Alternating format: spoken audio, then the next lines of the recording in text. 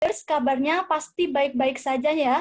Setelah saya lihat dari beberapa readers yang sudah aktifin kameranya, terlihat wajahnya sangat berseri, wajahnya terlihat sangat bersemangat untuk mengikuti sharing session with alumni UKM Yurid Jilid 3 Perspektif Mimpi. Nah, dan selanjutnya terima kasih kepada para peserta yang telah menyempatkan diri untuk hadir dan berpartisipasi dalam kesempatan kali ini, dan kepada para host yang telah mempersilahkan saya, Qoriatul Khairunisa, Chariders 9 dari Departemen Kesari sebagai moderator kali ini. Berkaitan dengan mimpi nih, setiap orang itu pasti mempunyai mimpi. Dan untuk menggapai mimpi tersebut, pasti ada beberapa perjuangan yang harus kita lakukan. Dari kerja keras, langkah-langkah yang harus dilakukan, dan juga rintangan yang menghalangi kita. Nah, untuk kesempatan kali ini, akan dibahas tuntas oleh narasumber kita yang sangat luar biasa, yaitu Kak Bebente. Tepuk tangan untuk Kak Bebente. Nah, nanti Kak Beben itu bakal menjelaskan mengenai pengalamannya dan juga mengenai pengalamannya dan juga jawaban atas pertanyaan yang kita ajukan tadi. Nah, untuk itu seperti pepatah mengatakan, tak kenal maka tak sayang. Jadi berkaitan dengan narasumber kita ini, beliau itu merupakan Direktur Utama UKM Yurid pada periode 2015 hingga 2016. Dan dia pernah mengikuti organisasi dan menjabat sebagai Sekretaris Badan Wakaf dan Pengkajian Islam atau BWPI Fakultas Pertanian Unsri 2014-2015. Dan beliau juga menjabat sebagai Ketua Umum BO Komunitas Riset Mahasiswa atau yang disebut KURMA Fakultas Pertanian Unsri 2015, Ketua Umum UKM Unsri Riset dan Edukasi Yurid 2015-2016, Ketua Umum Rumah Produktif Indonesia Wilayah Sumsel 2020 hingga sekarang. Dan yang lebih luar biasanya lagi, Kak Beben ini juga mempunyai beberapa pengalaman kerja, readers. Yang pertama adalah sebagai asisten dosen 7 mata kuliah dari 2013 hingga 2016, training di PT Arara Abadi, Sinarmas Forestry 2017, Plantation SPV PT Buana Magatama Jaya Sinarmas Forestry Partner 2017 hingga 2018, pengajar di Bimbel At-Thoibah 2018, transfer SPV di PT Musi Hutan Persada 2018 hingga 2019, dan penyuluhan pertanian di Pemerintahan Kabupaten Muara Enim 2019 hingga sekarang. Nah, karena narasumber kita pada malam hari ini sudah hadir ya teman-teman, jadi kita akan melakukan pembahasan materi oleh narasumber kita yaitu Kak Beben. Setelah itu akan diadakan sesi diskusi dan tanya jawab oleh para peserta dengan narasumber kita. Baiklah, untuk itu saya persilakan kepada Kakak Beben untuk menyampaikan materi atau pembahasannya. Kepada Kakak Beben, saya persilakan. Ya, baik. Terima kasih untuk moderatornya. Assalamualaikum warahmatullahi wabarakatuh. Selamat malam untuk seluruh reader Yurid sama Carider katanya. Berarti calon reader Yurid yang semoga ke depan itu bisa lulus 100%, bisa masuk Yurid dan bisa bergabung di UKM Yurid Universitas Sriwijaya. Tadi sudah sempat diperkenalkan nama kakak Beben T. Sangat simpel namanya, cuma 6 huruf. Bentar ya. Kelihatan ya kalau kita pakai share screen.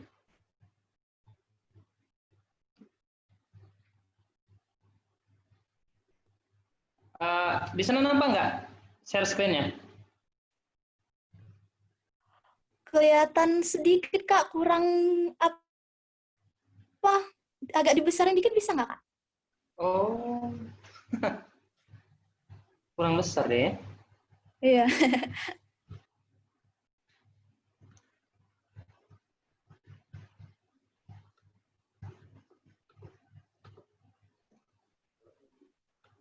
size hurufnya, Kak.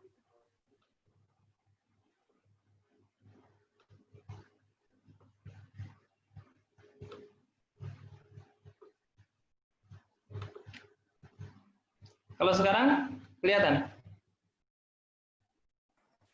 Udah lumayan, Kak. Lumayan, Kak, kelihatan, Kak. Oke, lumayan ya. Iya, Kak. Baik, tadi kakak sudah diperkenalkan sama moderator, nama kakak Bebente. Kalau kelahiran dari Kabupaten Muara Enim, bukan di Muara Enim kota sih, Muara Enim di daerah Tanjung Agung, 15 Mei 1995. Alamat domisili sekarang di Tanjung Enim, Sumatera Selatan. Nomor HP silahkan dibaca sendiri, email juga. Nah, untuk pendidikan terakhir, kakak dari alumni Agroekoteknologi Fakultas Pertanian Universitas Sriwijaya. Ini riwayat organisasi sama riwayat pekerjaan tadi sudah dijelaskan sama moderatornya juga. Jadi dulu namanya kita nih belum tahu apa-apa, jadi coba-coba seluruh organisasi yang ada di Unsri.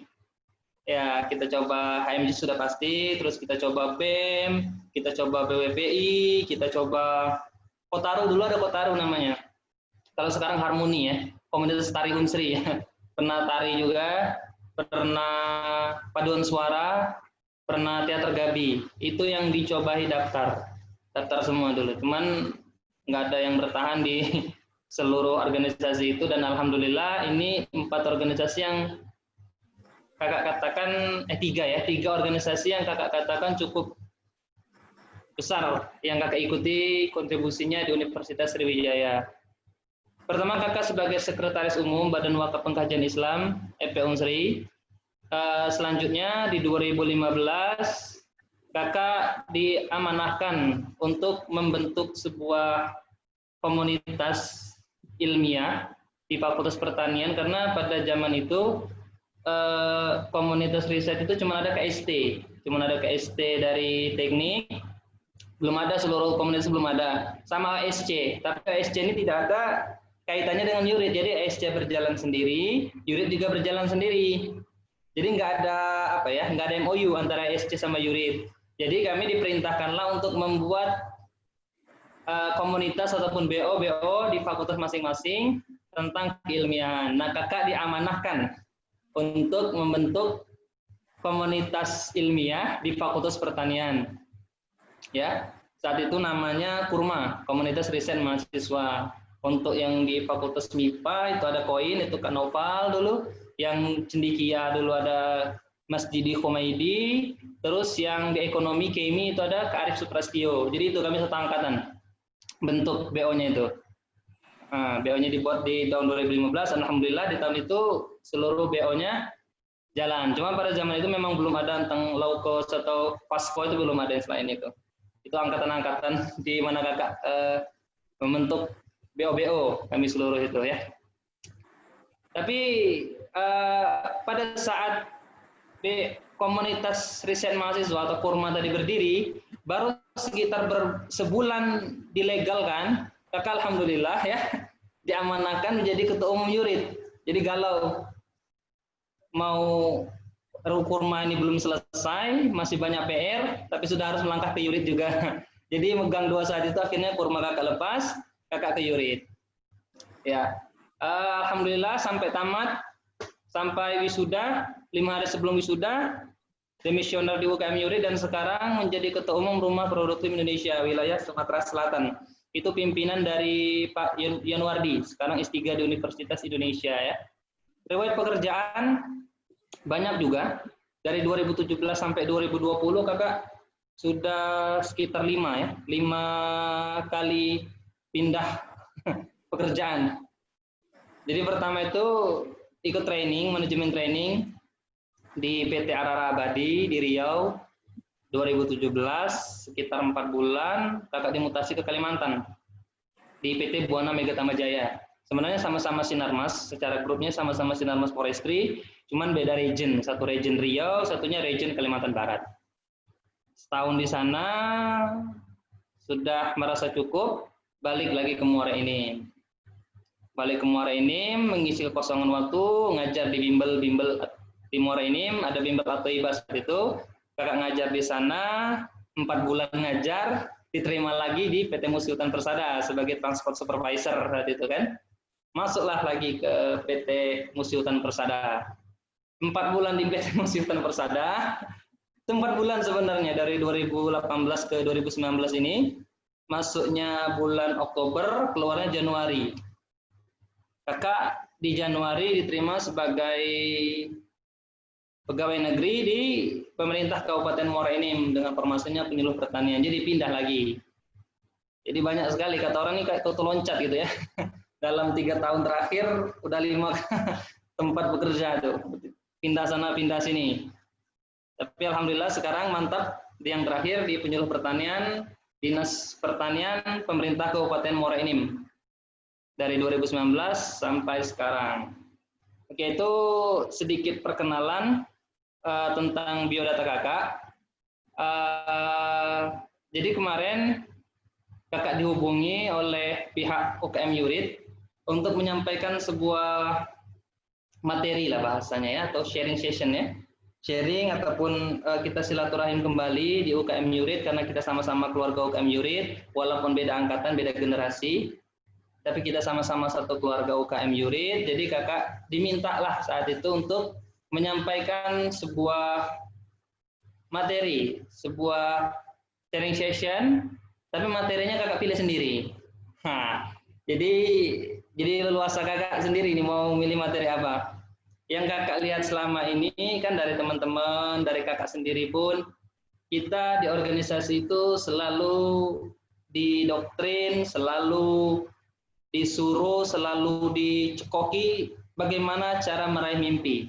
Tuliskan 100 mimpi kamu, kan tempelkan di kamar kamu pasti bisa meraih mimpi kamu, dan jargon-jargon tentang mimpi lainnya. Cuman satu hal yang walau alam kalau sekarang masih atau tidak ya, kalau zaman kakak dulu kita cuma disuruh meraih mimpi, tapi tidak ada langkah-langkah yang bisa kita lakukan untuk meraih mimpi tersebut. Hingga pada akhirnya mimpi-mimpi yang sudah kita siapkan tadi,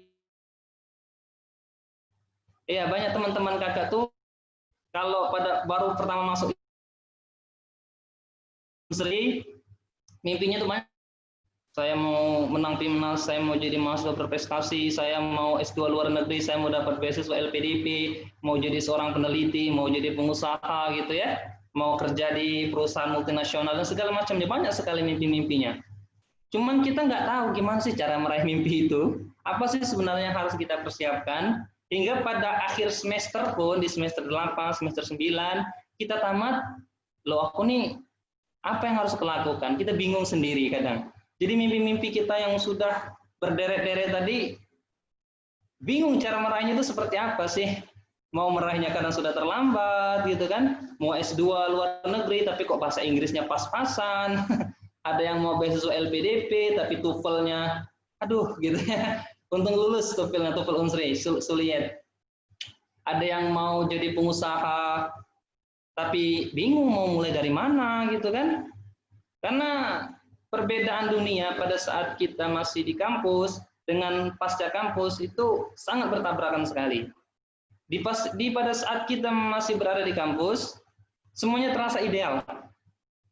Tapi setelah kita masuk ke dunia pasca kampus, semuanya begitu realistis. Nah, jadi mimpi-mimpi kita tadi, ujung-ujungnya itu hanya sebatas tulisan kertas saja. Nah, dan itu kakak nggak mau terjadi sama kalian lagi. Makanya kakak rasa penting bagi kita menyadari bagaimana cara kita mengubah perspektif kita tentang mimpi itu sendiri. Ya, tentang apa sih sebenarnya mimpi itu? Gimana sih? Apa sih yang harus saya persiapkan agar mimpi-mimpi saya itu bisa saya wujudkan? Terus kalau nggak terwujud, apakah saya harus galau, saya harus bingung sendiri, atau saya harus move on seperti apa? Nah, itu yang ingin kakak bahas pada malam hari ini. Kita santai saja, bentuknya sharing saja ya, adik-adik. Paling bagus juga enggak juga. Mimpi kakak tuh yang sampai sekarang pun masih menjadi PR untuk kakak sendiri. Ya, kakak punya banyak sekali mimpi-mimpi, tapi sampai sekarang tidak bisa dilaksanakan, dan mungkin akan lebih sulit melaksanakan sekarang karena kakak sudah di dunia pekerjaan gitu kan, kakak sudah ngurus keluarga dan Banyak sekali yang harus kakak lakukan sekarang, hingga mimpi-mimpi kakak tadi itu menjadi sebuah PR dalam hati, sebuah keinginan tapi tidak bisa kita wujudkan.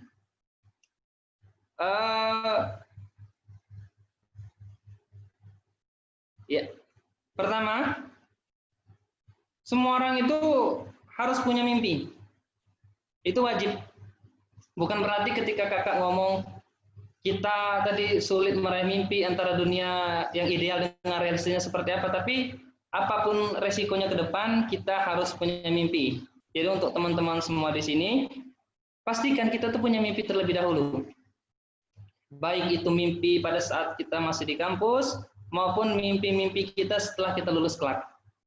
Ya, mimpi kita mau bekerja sebagai peneliti, sebagai dosen, mau menjadi seorang wirausahawan yang sukses, mau bekerja di perusahaan multinasional, atau mau punya yayasan sendiri, itu terserah teman-teman semua di sini. Yang pasti yang harus kita azamkan terlebih dahulu, kita harus punya mimpi. Dan mimpi kita itu tidak boleh mimpi yang biasa saja. Karena kita sudah dididik di Universitas Sriwijaya, kita sudah ikut UKM, kita sudah ikut organisasi, ya mimpi kita pun tidak boleh mimpi-mimpi yang biasa-biasa aja kayak orang-orang. Jadi harus punya mimpi yang jauh lebih besar, mimpi-mimpi yang harus jauh lebih hebat. Entah bagaimana caranya nanti, kita harus punya living map, punya cara sendiri untuk meraihnya, tapi intinya kita harus punya mimpi. Kenapa kita harus punya mimpi? Karena sekarang tuntutan zaman. Kalau dulu semua orang tuh yang penting kita kerja, yang penting sekolah, ya, yang penting kuliah gitu ya. Jadi pas kuliah, oh, kamu mau jadi apa? Nggak tahu mau jadi apa gitu kan. Kalau orang tua tanya, anak kamu mau jadi apa? Dia kuliah biar nanti bisa jadi PNS gitu ya. Mau kuliah biar bisa jadi PNS. Jadi seolah-olah kita tuh nggak punya pilihan sendiri dalam menentukan hidup kita. Tapi kan sekarang berbeda. Sekarang jauh lebih luas, sekarang pikiran jauh lebih berkembang, semua orang bebas menentukan mimpinya, semua orang harus punya mimpi malah. Bagi orang-orang yang tidak punya mimpi, yang hanya kuliah sebatas kuliah, sekolah sebatas sekolah gitu ya, ya hidupnya nanti pada saat pasca kampus ya segitu-gitu aja gitu kan. Nanti ya pasca kampus ya asal dapat kerja gitu, jadi hidup kita tuh nggak enjoy. Kita hanya menjalankan seperti air yang ngalir aja gitu kan. Hidup kita nggak enjoy, nanti kita akan tertekan sendiri. Semua orang bisa meraih mimpi-mimpi mereka. Kita ada yang jadi seorang pengusaha, ada yang jadi dosen, ada yang jadi bekerja di perusahaan-perusahaan yang hebat. Itu teman-teman kakak sudah banyak seperti itu. Mereka bangga dengan itu semua, mereka menjalaninya dengan enjoy. Tapi kalau kita sudah tidak punya mimpi dari awal, lulus asal lulus, kuliah asal kuliah, nah itu nanti pas tamatnya asal tamat. Jadi pas tamatnya bingung, aku mau kemana gitu.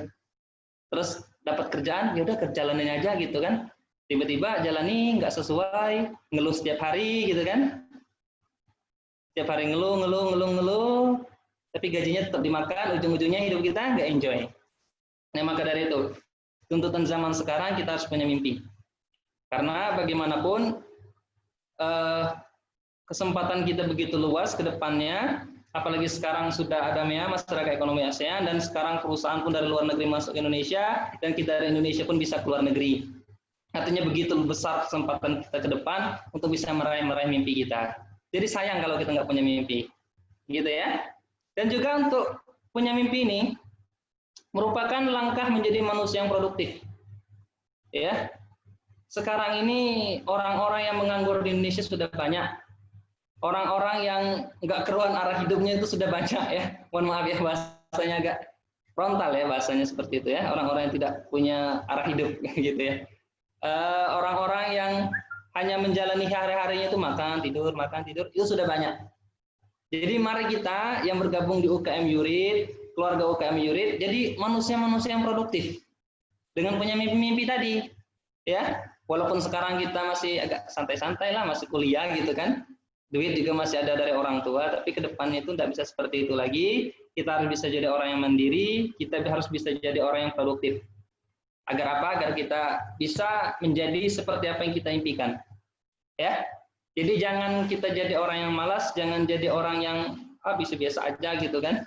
Harus produktif setiap harinya. Terserah apapun mimpi teman-teman di sini ya. mau mimpinya itu sederhana ataupun kelas-kelas tinggi sebenarnya tidak ada masalah juga ya. Mau kita mau S2 luar negeri, S3 luar negeri, menjadi seorang peneliti, ataupun kita hanya ingin menjadi seorang petani, bagi kakak itu sama saja. Kita sama-sama berkontribusi untuk negara, kita sama-sama berkontribusi untuk masyarakat. Ya, jadi mau mimpi kita itu dianggap orang remeh, dianggap orang ya kok segitu aja gitu ya. Tapi bagi kita kalau kita tekuni, itulah mimpi kita dan kita bisa menjadi orang produktif di situ. Nah, permasalahannya sekarang tidak hanya sebatas mimpi saja, teman-teman. Kita punya mimpi, kita punya tujuan, kita punya dream, kita punya yang ingin kita lakukan, tapi kita bingung, apa sih yang harus saya lakukan pertama kali gitu ya. Apa kita hanya sebatas kuliah aja nanti tiba-tiba peng gitu, keluar jadi peneliti gitu. Enggak ya gitu ya. Atau kita kuliah setiap hari masuk kampus, keluar kampus, masuk kampus, keluar kampus, tambah-tambah jadi pengusaha hebat. Enggak seperti itu ya. Jadi semua mimpi tadi punya role modelnya, punya langkahnya masing-masing. Mimpi kita A, langkahnya A. Mimpi kita B, langkahnya B. Dan itu yang harus kita pahami terlebih dahulu, teman-teman ya. Harus paham apa mimpi kita dan bagaimana cara meraihnya. Dan itu harus disadari dari sekarang. Jangan sampai terlambat. Jangan sampai nanti pada saat kita sudah lulus, sudah pengen, misal kita mau buka usaha rumah makan. Jangan kita mulai pada saat kita wisuda, biasanya baru mulai, oke, saya mau buka rumah makan. Langkah pertama saya adalah apa? Bingung jadinya kan? Kalau kita mulainya tuh dari kita lulus, tapi kalau kita mulainya dari sekarang, misal kita pengen buat rumah makan, pertama apa yang harus kita lakukan? Searching terlebih dahulu, apa yang dibutuhkan oleh rumah makan, bagaimana cash flow-nya, bagaimana manajemen sumber daya manusianya, sumber daya keuangannya, itu semua kita searching. Nah, kita coba ikut-ikut program, entah ada program PMW gitu ya, entah ada program inkubator bisnis dari kementerian, dari manapun itu, kita coba ikuti. Kalau juga kita dikasih dana hibah, nanti pun kalau kita berhasil, alhamdulillah. Kalau kamu belum berhasil, dijadikan itu pelajaran. Setidaknya di masa-masa awal kita sudah memiliki pengalaman. Kalau mau buka rumah makan tuh, pas kuliah kita sudah pengalaman nih. Oh, ternyata kalau dikasih duit PMW nih, misal 10 juta atau 15 juta, kita buatlah rumah makan atau warung makan. Nanti konsepnya mau seperti apa gitu, anak-anak muda zaman sekarang konsep angkringan gitu ya. Nanti ternyata gagal. Tapi kita tahu, gagal saya di mana nih?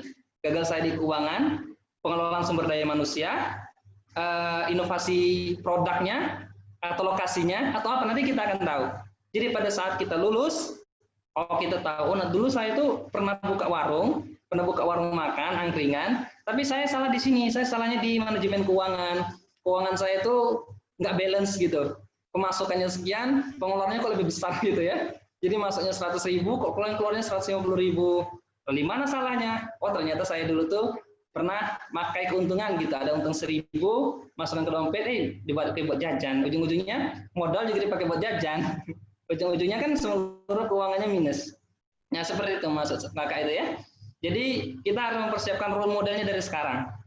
Nah, karena mimpi itu tidak hanya sebatas mimpi loh teman-teman. Mimpi itu punya konsekuensi. Kalau kita berani bermimpi, kita berani untuk meraihnya. Gitu ya. Jadi nggak ada yang namanya orang tuh punya tujuan, punya dream, punya mimpi, punya hal yang ingin dicapai, tapi ya sebatas mimpi aja gitu, nggak seperti itu. Jadi kalaupun kita bermimpi, maju ke depan, pelajari role modelnya, coba, gagal, coba lagi, gagal, coba lagi, evaluasi apa yang salah, lalu kita coba lagi. Seperti itu ya. Intinya mimpi jangan hanya sebatas mimpi. Oh, mohon maaf ya, ada iklan. Halo, Assalamualaikum. Hah?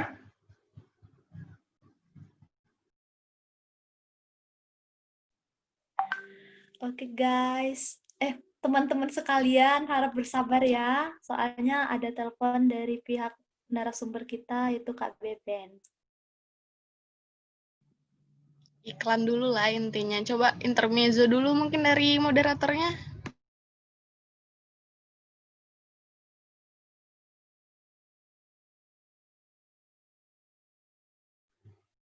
Oke, maaf. Ada telepon dari bos besar. Oke, Dari Kak, orang nggak tua. apa-apa.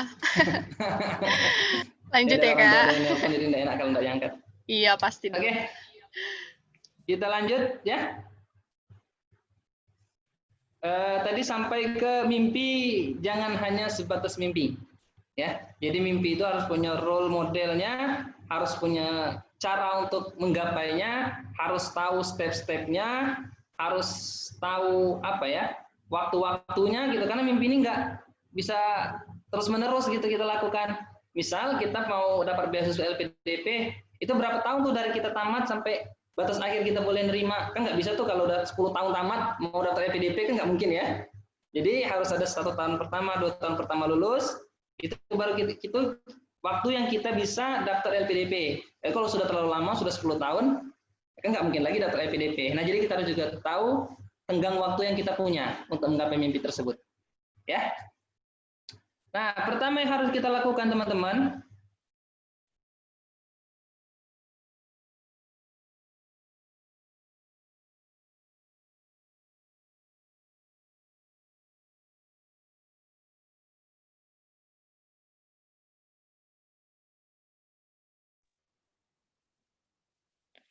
Ya, baik untuk para hadirin sekalian harus bersabar ya. Kayaknya kayak ada masalah jaringan dari pihak narasumber kita. Ada masalah nih kayak jaringannya gitu lagi jelek atau gimana. Oke deh. Sip, Kak.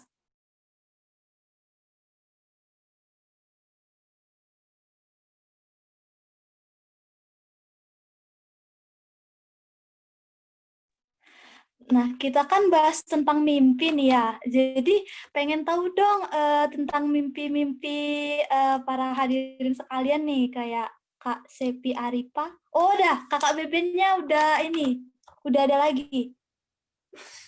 Udah muncul nih. Oke, silakan Kak. oke, mohon maaf tadi gangguan sinyal tiba-tiba mati. Ya, Iya Kak, nggak apa-apa Kak. mohon maaf ya teman-temannya di sini ya, karena kita tinggal di kota tidak besar sebesar Palembang, jadi banyak iklan. Jadi Nggak tiba-tiba apa-apa, sinyalnya Kak. hilang, Nggak apa-apa, Kak. Lanjut, Kak. tiba-tiba Nggak apa-apa Kak, nggak apa-apa, lanjut aja. lanjut ya. Oke. Metode pembacaan pertama, kita harus pahami setiap mimpi kita. Kita harus paham betul dari A sampai Z-nya mimpi kita. Termasuk kalau kita gagal, efek terburuknya apa? Itu harus kita pahami. Jadi misal seperti ini. Tadi kita contohkan rumah makan ya. Kita mau buat rumah makan. Mau buat rumah makan namanya rumah makan A.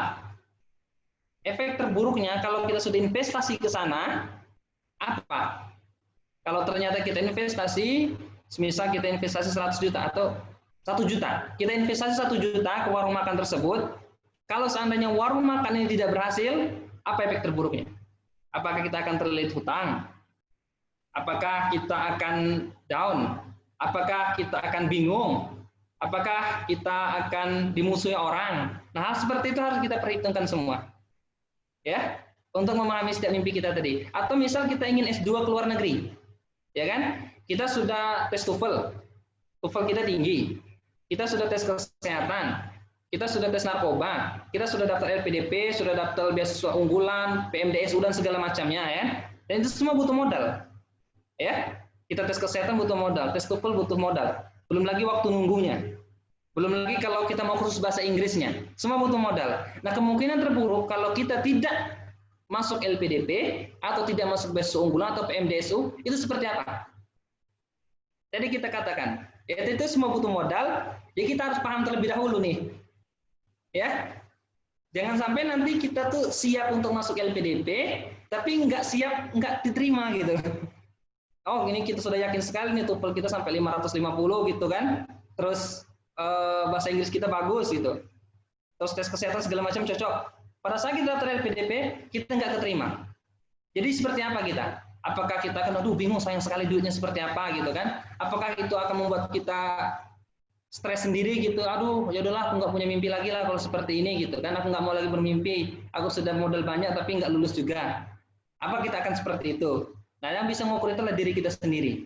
Ya, itu harus kita persiapkan terlebih dahulu teman-teman. Yang ketiga, sinkronkan bakat dengan kemampuan. Jadi misal seperti ini, kalau kita adalah orang yang pendiam, jangan mau jadi YouTuber mimpinya, gitu loh. Walaupun ada satu video ya, yang viral itu orang yang videonya diam selama 2 jam. Cuma kan itu nggak setiap orang, kalau setiap orang kayak gitu semua kan nggak viral lagi jadinya. Intinya kan kalau mau jadi YouTuber, kita harus pandai ngomong, kita harus punya inovasi, kita harus menjadi orang yang kreatif, seperti itu ya. Nah kalau kita, aduh nggak cocok nih jadi YouTuber, saya ini nggak mau ngomong depan orang, saya nggak pandai ngomong, ya udah jangan jadi YouTuber, gitu. Kita siapkan mimpi kita tuh mimpi yang lain gitu. Mungkin kita bisa menjadi seorang pengusaha, mungkin kita bisa jadi seorang dosen atau peneliti atau seperti apa, sesuai dengan mimpi kita masing-masing. Ya, intinya kita harus menyinkronkan dengan bakat dan kemampuan kita masing-masing. Oh, mohon maaf moderator sampai jam 9 ya? Iya Kak, jam 9 Kak, batas waktunya. Oke, kita percepat Cukup kan, sedikit Kak? ya. Ya. Oke, cukup. Selanjutnya, kita harus sinkronkan dengan life mapping. Ya, life mapping itu rencana hidup kita itu seperti apa? Jangan sampai kita punya rencananya, saya mau menikah di umur 25 tahun. Tapi kita baru mau mencari beasiswa LPDP di umur 24 tahun, kan agak bingung ya gitu ya. Nanti jadi bertabrakan, kita mau nikah nanti butuh duit, mau LPDP juga butuh duit, jadi bingung sendiri kita. Jadi harus kita sinkronkan dengan life mapping kita masing-masing. Ya, yang punya life mapping kita, yang tahu ke depannya itu kita, yang punya mimpi itu kita. Bukan berarti kita membatasi mimpi, tidak, ya, teman-teman. Mimpi terserah, kita bisa mimpi besar-besar. Tapi kalau kita tidak menyinkronkan dengan mapping kita, ujung-ujungnya nanti berantakan semuanya. Intinya kembali ke hal pertama, planningnya harus jelas lah, bahasanya seperti itu ya. Life mapping kita jelas, mimpi kita jelas. Ya, tapi kalau walaupun dua-duanya ini bertabrakan, misal saya mau S2 luar negeri, tapi saya mau menikah juga, gitu. Ya, tidak masalah kalau memang kita bisa melakukan itu, ya tidak masalah gitu kan. Mau nikah dulu, mau S2 luar negeri, terserah masing-masing. Yang pastinya itu kita harus sinkronkan dengan mapping kita. Mohon maaf ya, kakak bicaranya ini mungkin lebih sedikit realistis ya, mungkin karena kita dari pengalaman kakak, jadi mungkin secara bahasanya agak lebih realistis. Masuk dari life mapping tadi, misal seperti ini. Ini pengalaman kakak. Kakak ingin S2 luar negeri. Kakak pengen beasiswa LPDP. Kakak ingin kursus bahasa Inggris. Kakak ingin ini, ingin itu. Tapi ternyata orang tua kakak tidak bisa mensupport keuangan setelah kakak wisuda. Bingung itu. Kita selesai wisuda, kita butuh duit untuk tes TOEFL, kita butuh duit untuk kursus bahasa Inggris, kita butuh duit untuk daftar LPDP segala macamnya. Tapi ternyata orang tua nggak bisa support lagi. Kita bingung sendiri kan? Kalau life mapping-nya tabrak kayak gitu. Nah, seharusnya kakak itu dari awal, kalau memang orang tua tidak bisa mensupport lagi, di semester 5, di semester 4 dulu, kakak sudah harus siap bagaimana menyiapkan finansial sendiri. Iya, agar bisa menyokong pada saat kakak tamat, kakak masih punya penghasilan. Gitu loh maksudnya. Jadi jangan sampai pada saat kita tamat, kita mau beasiswa luar negeri, ternyata, mohon maaf, dananya kurang gitu ya. Kita nggak punya penghasilan, ujung-ujungnya sudahlah nggak usah lah S2 luar negeri, yang penting aku kerja aja lah gitu. Ujung-ujungnya satu mimpi hilang gitu ya, kalau nggak sesuai dengan life mapping kita. Jadi harus punya rencana dari awal. Selanjutnya, jangan samakan mimpi kita dengan mimpi orang lain. Nah ini yang agak banyak terjadi di masyarakat umum lah bahasanya. Orang jadi YouTuber semua, kita pengen jadi YouTuber. Orang S2 luar negeri semua, kita pengen S2 luar negeri. Orang pengen S2-nya ke Jepang, kita pengen ke Jepang juga. Orang pengen wirausaha, kita pengen wirausaha juga. Tapi kita nggak tahu bakat kita ini apa sih, kemampuan kita apa. Kita cuma melihat orang lain, kok orang lain tuh senang ya gitu. Orang lain tuh happy ya ketika mereka buat konten kreator, jadi konten kreator gitu di YouTube, kok mereka happy gitu. Jadi kita pengen seperti itu. Tapi kita nggak punya kemampuan. Atau kok orang itu enak sekali ya foto-foto S2-nya di Jepang gitu, lagi musim dingin gitu, lagi musim semi gitu. Aku pengen S2 ke Jepang juga lah. Tapi kita nggak punya mimpi itu sebenarnya. Tapi karena ingin terlihat seperti orang lain, kita malah mengambil mimpi orang lain. Padahal itu bukan mimpi kita. Ya, ini juga harus kita pahami loh adik-adik, teman-teman di sini. Kalau kita tuh mimpinya menjadi wirausahawan, fokuslah ke situ. Kalau mimpi kita itu ingin bekerja di perusahaan multinasional atau bekerja di perusahaan, fokuslah di situ. Termasuk kalau kita ingin jadi PNS, PNS ataupun pengen kerja sebagai di yayasan gitu kan, ya fokuslah ke situ. Jangan terlalu fokus dengan mimpi orang lain. Ya, jangan sampai mimpi orang lain tadi yang kita lihat, oh tinggi sekali mimpinya gitu ya, bisa S2 luar negeri, bisa seperti ini, bisa seperti itu. Kita akhirnya terikut-ikutan, tapi kita nggak punya kemampuan di situ. Ya, semua mimpi itu baik. Teman-teman di sini mau S2 luar negeri, teman-teman mau jadi peneliti, mau jadi dosen, teman-teman mau jadi seorang wirausahawan, teman-teman mau jadi seorang karyawan, ya, karyawan perusahaan, itu bagus. Semuanya bagus. Jangan terpaku dengan mimpi orang lain. Fokuslah ke bakat dan minat kita. Kemampuan kita apa? Fokuslah ke situ. Jangan sampai kita tuh menjadi orang yang ikut-ikutan gitu. Padahal kita nggak punya kemampuan. Itu sangat krusial. Ujung-ujungnya, walaupun kita, ujung-ujungnya serba salah. Walaupun kita berhasil, nanti kita nggak enjoy menjalaninya. Kalaupun kita gagal, ya kita sia-sia waktu. Jadi nggak ada benernya kalau ngikutin mimpi orang lain. Semua mimpi itu bagus loh teman-teman. Teman-teman mau jadi seorang akuntan, teman-teman mau jadi dosen, teman-teman mau jadi petani, teman-teman mau ikut ojek online, terserah. Itu mimpi teman-teman. Jangan ikut-ikutan mimpi orang lain. Karena rumput tetangga itu lebih hijau, tapi kita punya rumput masing-masing. Ya. Ada yang agak semak-semak dikit rumputnya kan, ada rumputnya itu yang hijau, ada rumputnya itu yang agak tinggi gitu, ada yang nggak punya rumput gitu. Ya masing-masing lah bahasanya. Jangan sampai kita terperangkap sama mimpi orang lain, ya. Selanjutnya, jangan terburu-buru dengan mimpi.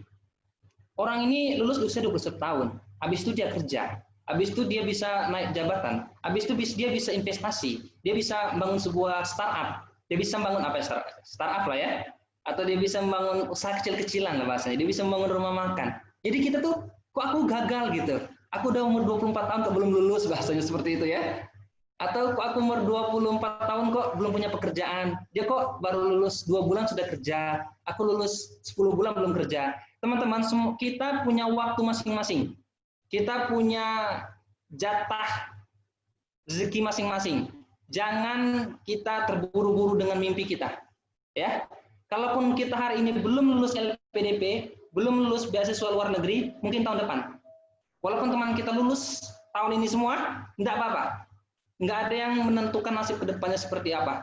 Orang yang lulus duluan belum tentu sukses duluan, ya. Orang yang lulus belakangan belum tentu nggak sukses. Semuanya tergantung dari bagaimana kita berusaha ke depannya, ya. Jadi jangan pernah kita terburu-buru dengan mimpi. Biarkan mimpi kita itu mengalir seperti takdir yang sudah Allah persiapkan untuk kita, ya. Jangan kita melihat mimpi orang lain, jangan kita terburu-buru dengan mimpi kita. Biarkan semuanya mengalir apa adanya. Kalau kita belum lulus tahun ini, mungkin tahun depan. Kalau kita belum bisa bahasa Inggris sekarang, mungkin tahun depan kita bisa bahasa Inggris. Ya, jangan sekali-kali kita mau judge, waduh aku bodoh sekali, kok aku nggak lulus ya, kok teman aku lulus itu. Enggak, kita semua pinter, kita semua punya bakat, kita semua punya kemampuan. Ya, hanya saja mungkin belum waktu kita aja untuk bisa menggapai mimpi seperti itu. Ya, dan selanjutnya sama sih sebenarnya, jangan menyalahkan takdir dalam setiap mimpi. Ya. Maksudnya adalah teman-teman di sini kita harus pahami bahwa kita punya agama, kita percayakan takdir, dan tidak semua yang berjalan di dunia ini sesuai kehendak kita. Kita ingin jadi seorang dosen, kita ingin menjadi seorang peneliti, sekaligus menjadi seorang wirausahawan, punya investasi di mana-mana, punya tanah di mana-mana, sekaligus memimpin perusahaan, itu pengennya kita. Tapi dunia nggak berjalan sesuai kehendak kita, teman-teman. Kadang-kala kita sudah bermimpi, tapi gagal. Ya tadi saya katakan kan, oh kita pengen S2 luar negeri, ternyata orang tua nggak mensupport. Itu hal-hal yang bentuknya gagal. Dan kita harus paham bahwa itu adalah takdir. Ya, jangan sampai kita kayak udah bosan bermimpi, aduh aku nggak lulus S2 luar negeri, udah nggak mau lagi lah bermimpi gitu. Apalah ini nih, aku mau ngikutin alur aja lah gitu. Enggak seperti itulah teman-teman ya. Jadi kalaupun mimpi kita belum terwujud, percayalah bahwa akan ada mimpi-mimpi yang lain yang telah Allah persiapkan untuk kita. Dan itu jauh lebih indah. Ya, kita harus percaya itu. Jangan pernah menyalahkan takdir.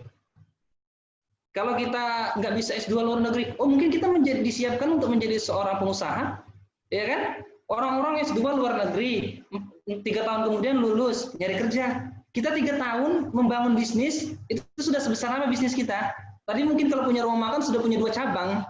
Jadi kita nggak perlu S2 luar negeri untuk menjadi orang yang sukses. Gitu loh. Jadi apapun mimpi kita kejar. Tapi ketika mimpi itu gagal, ketika mimpi itu nggak berhasil kita dapatkan, jangan pernah kita menyalahkan takdir, jangan pernah menyalahkan orang lain, apalagi menyalahkan diri sendiri. Ya, kita harus ikhlas, legowo aja. Ya mungkin itu bukan yang terbaik untuk kita. Mungkin Allah sedang persiapkan yang lain yang lebih baik, ya kan? Tapi kita nggak sadar aja itu sebenarnya. Intinya jangan pernah menyalahkan takdir. Dan yang terakhir adalah mimpi akan berpengaruh, lingkungan sekitar akan berpengaruh dengan mimpi kita. Jadi teman-teman, kalau kita pengen, contohnya sama-sama aja ya, kalau kita pengen bangun rumah makan, pengen buat rumah makan yang besar, yang hebat, bertemanlah dengan orang-orang yang sukses di dunia kuliner.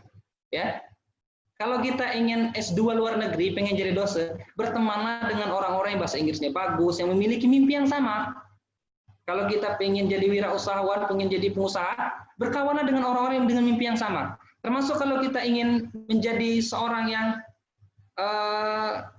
memiliki aktivitas sosial, kita ikut aksi cepat tanggap, kita ikut rumah Quran, Darul Quran gitu ya, yang mencari penggalangan dana atau dan sebagainya. Kita harus berkumpul dengan orang seperti itu. Karena faktor lingkungan ini sangat mendominasi loh teman-teman. Lebih dari 50% lingkungan itu sangat menentukan kita. Ya. Jadi kalau kita ingin jadi dosen, pengen S2 luar negeri, bertemanlah dengan orang-orang yang memiliki mimpi yang sama. Atau dengan orang-orang yang telah sukses lebih dahulu di dunia itu.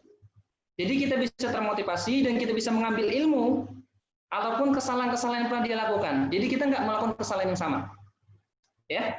Perhatikan lingkungan. Kenapa kita bergabung di UKM Yurid? Karena kita punya mimpi yang sama. Anak-anak Yurid ini kan pengen nyetes S2 luar negeri gitu ya, pengen berprestasi, pengen ikut lomba karya tulis ilmiah, pengen menang gitu ya, pengen ikut timnas, seperti itu kan anak-anak Yurid.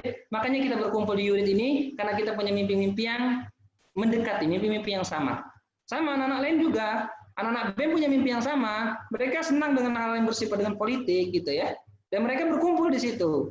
Kita Yurid senang dengan keilmian, kita berkumpul di sini. Dan begitu juga dengan organisasi-organisasi lain.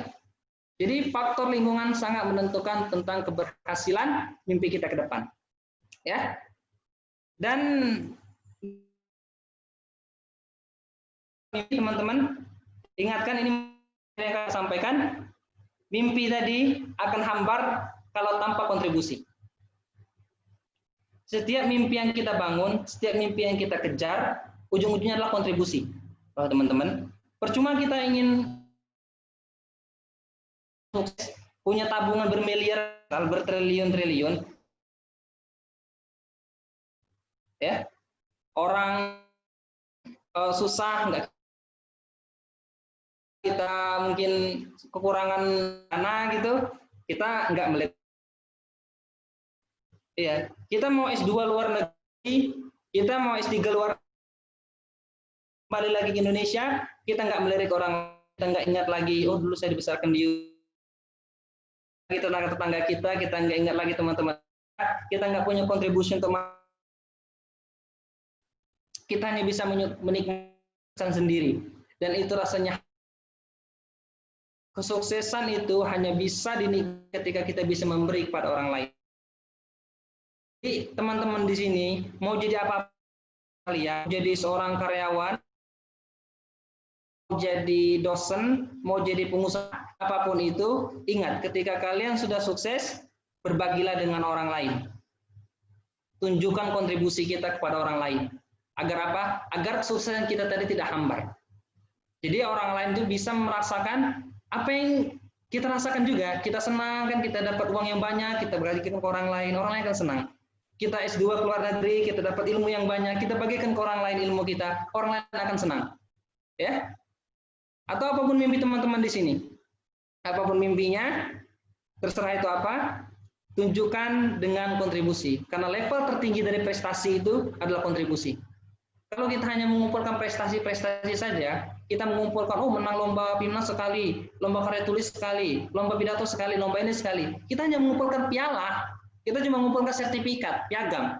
Dan itu yang nggak terlalu berguna gitu. Tapi kalau kita bisa berkontribusi ke orang lain, misal kita pernah PIMNAS 2 kali, pernah menang karya tulis 2 kali, gitu kan, pernah public speaking menang juga 2 kali. Tapi kan akhirnya kita bisa memberi ilmu ke orang lain, kita ngisi materi, kan? Kita masuk kelas EB, kita ngasih materi ke yang lain, kan? Ngajarin adik-adiknya bagaimana cara bisa lulus PIMNAS, itu. Itu tuh rasanya tuh bangga sekali loh teman-teman. Kenapa? Karena kita punya kontribusi. Kesuksesan kita itu jadinya nggak hambar sama sekali. Ya, jadi ingat pesan kakak, kalian silakan bermimpi, harus punya mimpi, dan harus menjadi orang produktif. Tapi ingat, mimpi itu punya konsekuensi. Kalian nggak bisa punya mimpi, pengen enaknya aja. Aku pengen S2, aku pengen jadi dosen, bayangkan dosennya aja. Jangan bayangkan dosennya aja, bayangkan jalannya menjadi dosen itu seperti apa. Sakit-sakitnya kita berproses menjadi seorang dosen itu seperti apa. Kita menjadi seorang pengusaha, sakitnya jadi seorang pengusaha itu seperti apa. Kita harus tahu itu semua, kita harus pahami itu semua, kita harus paham langkah-langkah. Agar kita nanti pada saat kita berhasil, kita menjadi orang yang kontributif ke masyarakat. Dan kalaupun kita gagal, kita menjadi orang yang sabar. Bahwa ternyata Allah sudah menyiapkan mimpi-mimpi yang lain untuk kita. Ya, mungkin itu yang bisa kakak sampaikan. Sudah jam 9.01, lewat 1 menit. Ya, mohon maaf moderator. Ya, mungkin materi singkat ini bisa menjadikan kita lebih akrab lagi ya teman-teman ya. Karena kakak juga jarang muncul. Ya, dan akhir-akhir ini kakak dihubungi sama Instani ya. Terima kasih untuk yang sudah menghubungi kakak. Mungkin kakak undur diri terlebih dahulu ya. Assalamualaikum warahmatullahi wabarakatuh. Kak, bentar Kak. Untuk sesi selanjutnya ya. Baiklah, terima kasih atas materi yang telah disampaikan oleh narasumber kita, yaitu Kak Beben. Selanjutnya adalah sesi tanya jawab ataupun diskusi oleh para peserta kepada narasumber kita. Dan jangan lupa untuk yang ingin bertanya, silakan isi di fitur chat terlebih dahulu dengan format nama, underscore, readers keberapa, dan pertanyaannya. Dan jika ingin bertanya langsung, silakan, tapi dengan izin saya terlebih dahulu.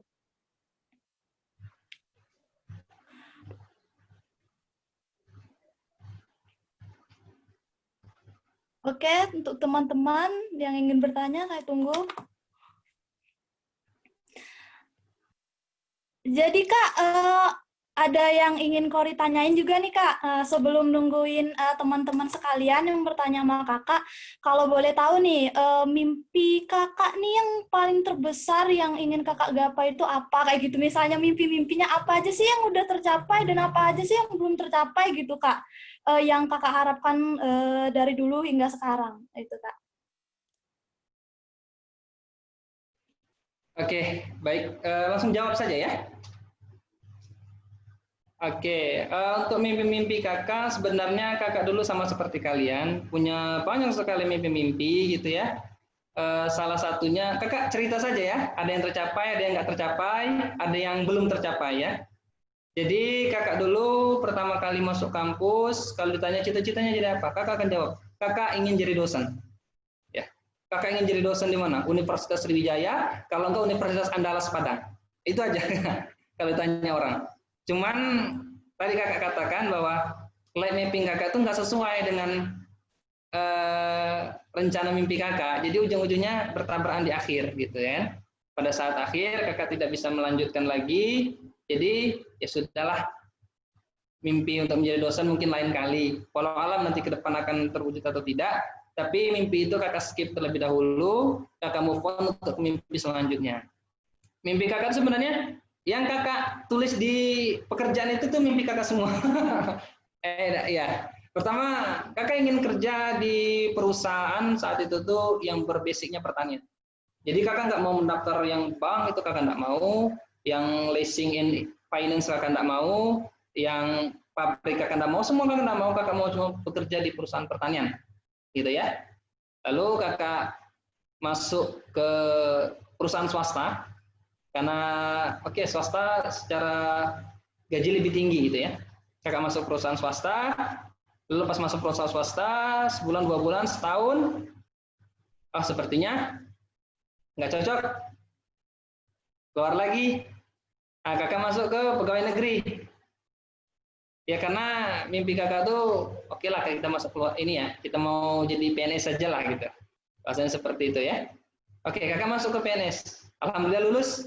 Sudah jalan 1,5 tahun, dan kakak alhamdulillah enjoy di sini. Dan ke depannya itu mimpi-mimpi kakak yang belum selesaikan, kakak ingin membuat sebuah apa bahasanya usaha di bidang pertanian, ya, terutama untuk tanaman pangan, untuk tanaman padi. Ya mungkin kata orang kok jauh-jauh kuliah ke Universitas Sriwijaya gitu kan, udah jadi PNS kok masih mau jadi petani. Tapi mimpi kakak memang seperti itu, ya. Tidak seperti mimpi orang-orang mungkin pengen ya bekerja di luar negeri gitu kan, atau pengen kerja di kementerian atau segala macamnya di kota-kota besar. Kakak tidak menginginkan itu. Kakak cuma ingin menjadi orang yang memiliki usaha di bidang pertanian, terutama tanaman pangan, padi ya, beras. Karena kedepannya itu apa ya, kalau kakak pikir beras ini never die gitu. Orang pandemi COVID-19, ya orang petani tetap aja gitu. Ya kan, seluruh UMKM tutup kecuali petani di sawah. Karena orang masih butuh makan. Selama manusia masih butuh makan, sawah akan tetap eksis. Jadi kakak ingin berusaha di bidang itu, tapi ya jujur, harga tanah mahal sekarang ya. Jadi masih berusaha untuk melangkah ke arah situ. Dan juga kakak ingin membuat integrated farming. Integrated farming itu pertanian terpadu. Mungkin kalau anak pertanian sering mendengar seperti ini. Jadi di samping sawah kita juga ada ternak, gitu kan, kita juga ada kolam ikan, sehingga circle-nya nanti itu tuh memang benar-benar nyatu gitu. Jadi dari kotoran ternak kita kasih ke sawah, gitu kan, kita jadikan pupuk. Dari bekas air ikan kan diganti tuh dalam setiap beberapa hari itu kan water change ya, ganti air ya. Ikannya itu, nah bekas airnya itu bisa kita alirkan ke sawah gitu kan, nanti bekas-bekas tanaman padi, jerami segala macamnya kita buat ransum untuk peternakan lagi, seperti itu impian kakak ke depannya ya. Ini kalau impian duniawi ya. Dan impian-impian selanjutnya ya sama seperti yang lain sepertinya sih, impian-impian lumrah-lumrah saja sih. Itu saya mungkin yang bisa kakak sampaikan untuk mimpi-mimpi kakak yang belum tercapai sampai saat ini ya. Mungkin kakak sampaikan ini begitu apa ya, real apa yang kakak jalin selama ini. Enggak semuanya tadi kakak sampaikan lancar semua. Di sini kakak belajar betul seperti apa cara meraih mimpi. Mungkin kakak sedikit apa ya, terlambat bahasanya untuk menyadari bahwa ternyata ada role model, ada langkah-langkah untuk menggapai mimpi itu ya. Jadi kakak terlambat, pada saat kakak baru lulus kakak baru menyadari, oh kakak udah bisa bahasa Inggris ini. Ya kan, mau kursus, oh ternyata terbentur ini, terbentur itulah, ujung-ujungnya kan bingung sendiri kita. Jadi makanya kakak sampaikan tadi, kakak minta kepada teman-teman di sini kalau punya mimpi itu rancanglah dari sekarang, rancanglah dari kita masih muda. Jadi kedepannya itu kita bisa meminimalisir seluruh kejadian-kejadian buruk yang akan menimpa, gitu ya. Jadi kalau pengen S2 luar negeri, belajarlah bahasa Inggris dari sekarang, ya. Siapkanlah untuk itu semua. Jangan sampai kita tadi gagal di mimpi, tapi tadi walaupun gagal ya jangan pernah kita menyalahkan takdir. Jadi itu mungkin. Ya, terima kasih Kak atas jawaban pertanyaan Kori ini. Dan benar-benar ya Kak ya, kakak ini luar biasa, apalagi soal mimpi kakak. Soalnya kan jarang-jarang ya kalau kakak itu mimpinya, oh ya saya punya mimpi dan saya harus berusaha menggapainya. Beda kan kalau orang hanya bermimpi tapi tidak berusaha untuk menggapai mimpi tersebut. Baiklah, Iya. selanjutnya Kak. Ya benar kan Kak? Selanjutnya Kak, nih ada yang ingin bertanya Kak dari Putri Usda Wulandari, dia itu Carider 9. Nah, terkait dengan lingkungan Kak, ini pertanyaannya Kak ya, misalnya sudah tergabung dengan lingkungan yang tidak mendukung mimpi kita, hal apa yang harus dilakukan supaya di lingkungan tersebut masih tetap baik hubungannya dan bisa mendapatkan lingkungan yang sesuai dengan mimpi kita? Gitu Kak, pertanyaannya. Oke. Ini dia. Langsung jawab atau seperti apa? Kalau bisa si Saudari Putri Usda Wulandari, kalau mau bertanya langsung, silakan aktifin kameranya sama hidupin mikrofonnya, boleh? Untuk Putri Usda Wulandari Carider 9. Ya, silakan.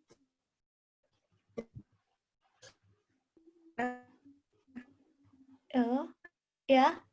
Udah. Yang lain saya bisa. Oh, Kayaknya putus-putus ya untuk Saudari Putri.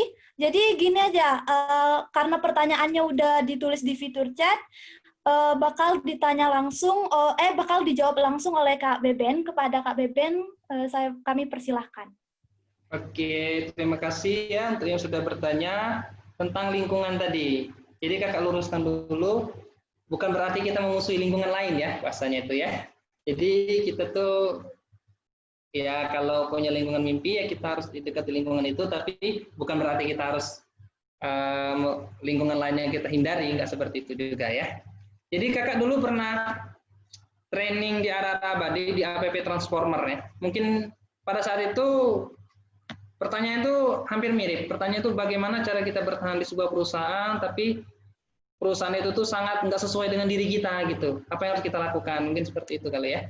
Jadi 3 hal yang harus kita lakukan. Pertama fight, ya bertarung. Yang kedua hold, bertahan. Yang ketiga flight, terbang. Pertama bertarung maksudnya apa? Kalau memang lingkungan kita tadi bukanlah lingkungan orang-orang yang satu mimpi dengan kita, hal yang kita lakukan adalah fight. Artinya apa? Kita bahasanya itu mempengaruhi orang lain agar orang lain tadi bisa menerima mimpi kita dan mereka tidak julid dengan mimpi kita. Bahasanya seperti itulah bahasa standarnya itu ya. Jadi misal saya ini mau S2 luar negeri lah ya bahasanya ya, simpel-simpel aja. Atau gini aja, saya mau buka usaha warung makan tadi. Cuma teman-teman saya ini tipenya ini bukan tipe-tipe wirausaha gitu, bukan tipe pengusaha. Orangnya ini orang-orang ya pengen lulus kerja gitu ya, kuliah, lulus kerja yang standar-standar seperti itu. Jadi yang kita lakukan adalah kita mempercayakan mereka bahwa kita punya mimpi dan mimpi kita tidak sama. Mimpi kalian itu cukup kuliah, lulus kerja. Sedangkan mimpi saya kuliah, cari ilmu, membangun bisnis, sukses. Nah, kita harus bisa mempengaruhi mereka bahwa ini mimpi kita. Tujuan kita memperhatikan lingkungan tadi itu sebenarnya kan agar kita tidak terpengaruh ya dengan lingkungan-lingkungan yang tidak sesuai dengan mimpi kita.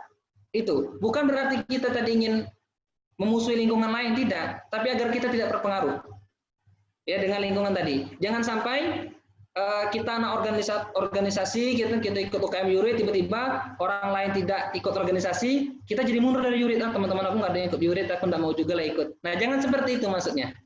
Termasuk dalam hal mimpi. Jadi kita pengen jadi pengusaha, karena teman-teman nggak ada yang mau jadi pengusaha, aku mundur aja lah jadi pengusaha. Jangan seperti itu maksudnya tadi.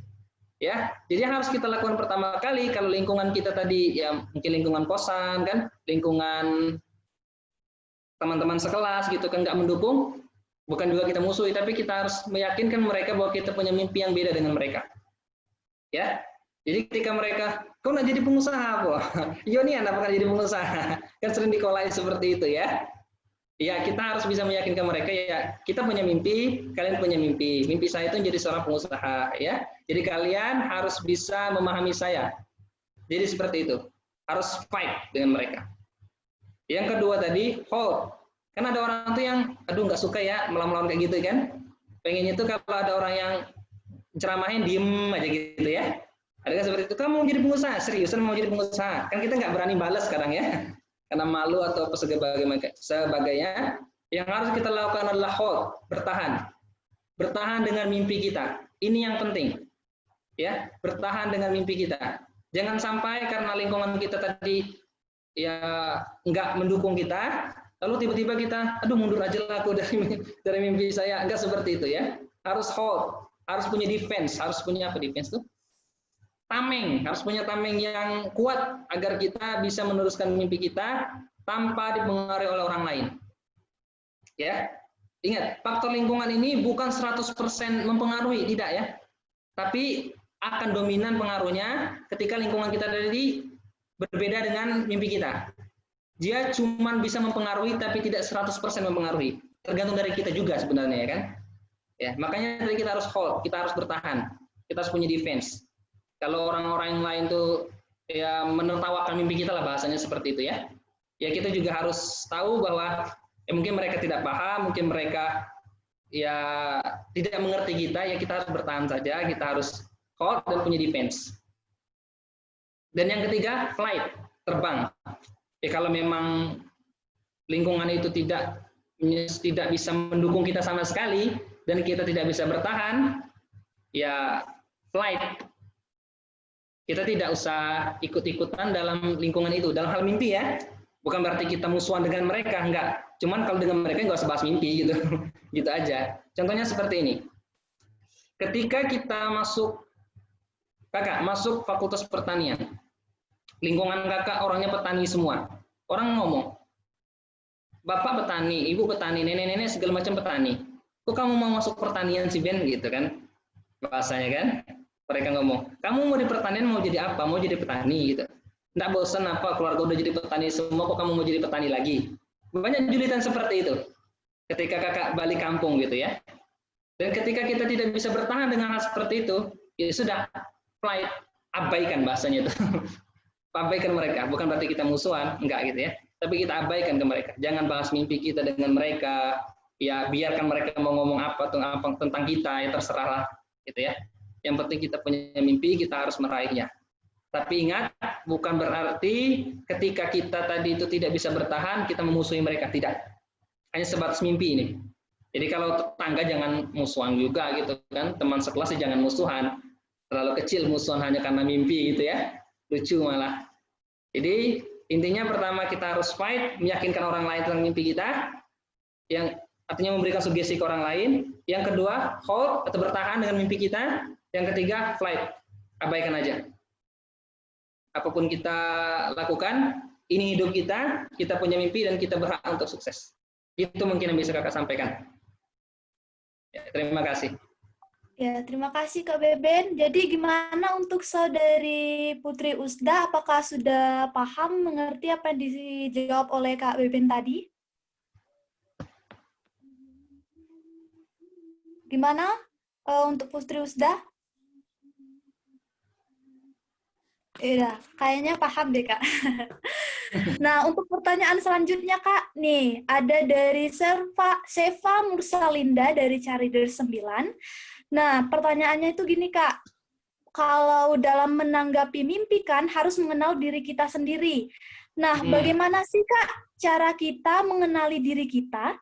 Dan misalnya saat perjalanan dalam menggapai mimpi itu, kita stuck dan mulai mempertanyakan kelayakan diri kita. Itu bagaimana ya Kak mengatasinya? Terima kasih Kak. Ini pertanyaan dari Seva Kak.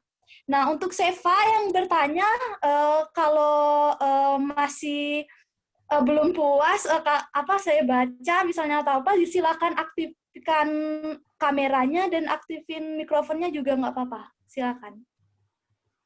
Saya persilakan. Udah? Oke Kak Beben, silakan dijawab pertanyaan dari saudari Seva Kak. Oke, terima kasih Seva. Intinya tadi bagaimana cara mengenal diri dan bagaimana cara istiqomah gitu terhadap mimpi kita tadi ya. Kalau yang kakak tanggap seperti itu. Jadi bagaimana cara mengenal diri? Kita masuk kampus, tamat dari SMA ini lugu banget ya, nggak tahu mau ngapain. Masuk kampus ditanya mau jadi apa? Nggak tahu gitu kan? Ya oke lah kalau FKIP jadi guru gitu ya, kalau dokter jadi dokter gitu. Cuman yang pelajaran-pelajaran yang umum ini bingung jadi apa gitu. Jurusan manajemen, kalau ditanya mau jadi apa bingung dia.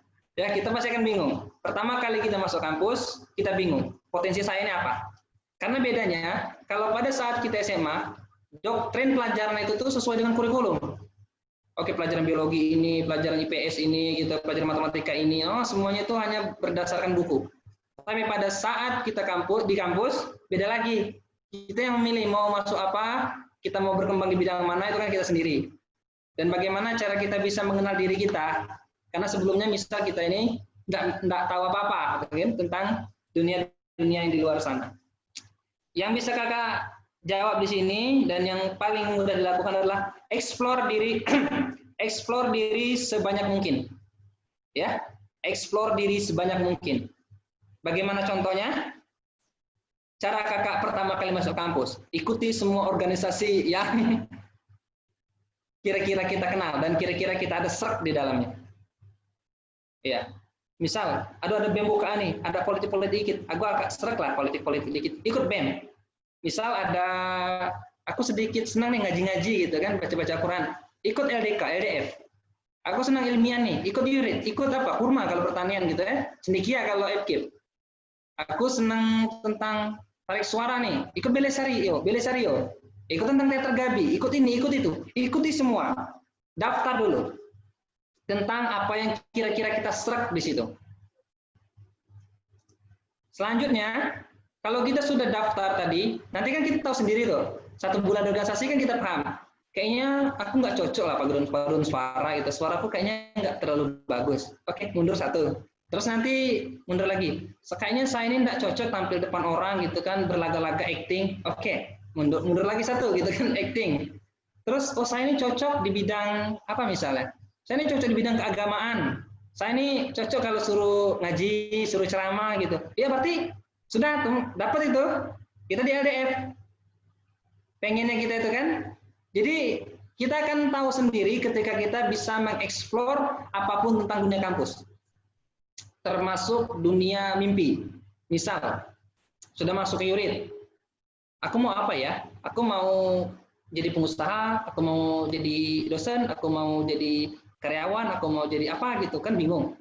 Explore diri lagi di kampus itu. Ikut PMW.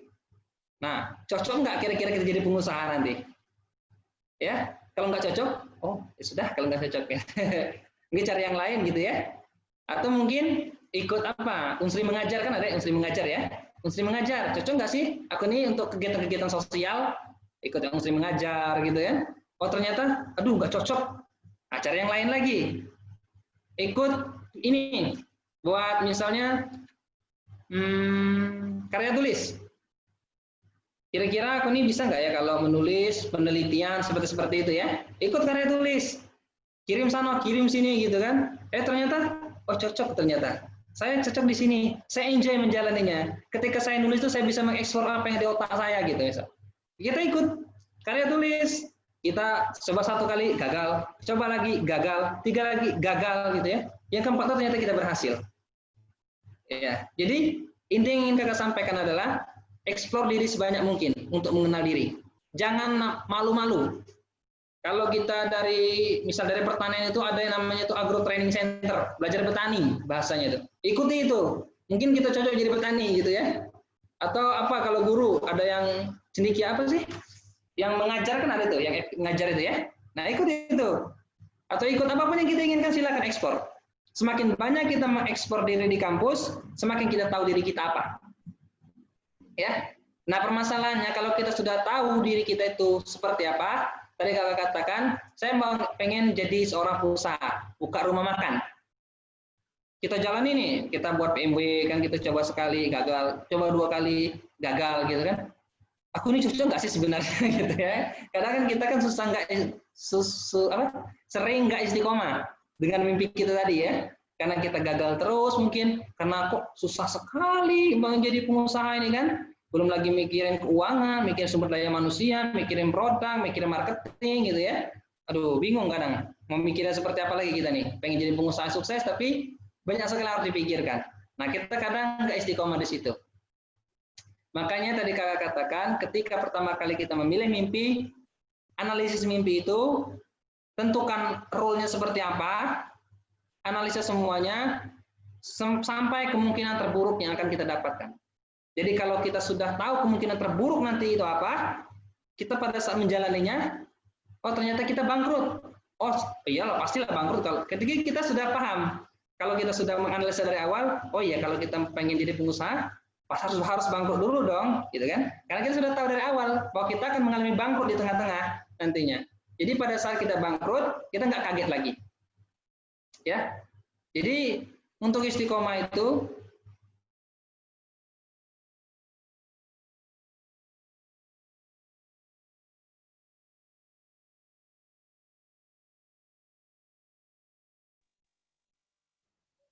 Ya, maaf, kayaknya ada kendala sinyal lagi nih ya dari pihak narasumber kita, yaitu Kak Beben. Nah, sambil nunggu Kak Bebennya, gimana nih kita lanjutin aja yang tadi ya. Saya kan ada nanya nih soal mimpi-mimpi kalian, kepo ya.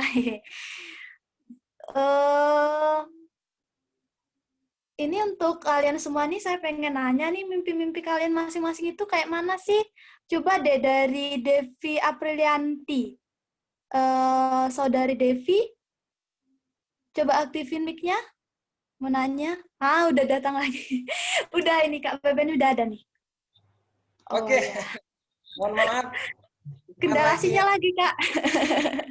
Sekarang baterainya habis, jadi pindah HP. Oh, baterainya. Oh iya iya. Mohon Wah, maaf. ya Kak. Oke.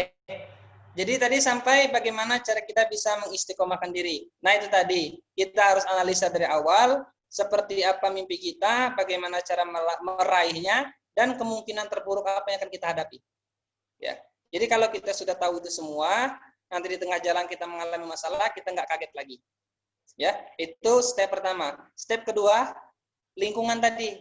Kalau kita tadi tuh pengen jadi pengusaha, misal, lingkungan kita tadi itu pengusaha semua. Jadi pada saat kita down, kita nggak punya semangat, teman-teman yang akan menyemangati kita. Makanya pentingnya lingkungan yang mendukung mimpi kita. Lingkungan ini bukan berarti harus lingkungan berteman dengan orang yang pengusaha terus gitu, enggak juga gitu kan. Bisa juga lingkungan dalam dunia maya. Misal kita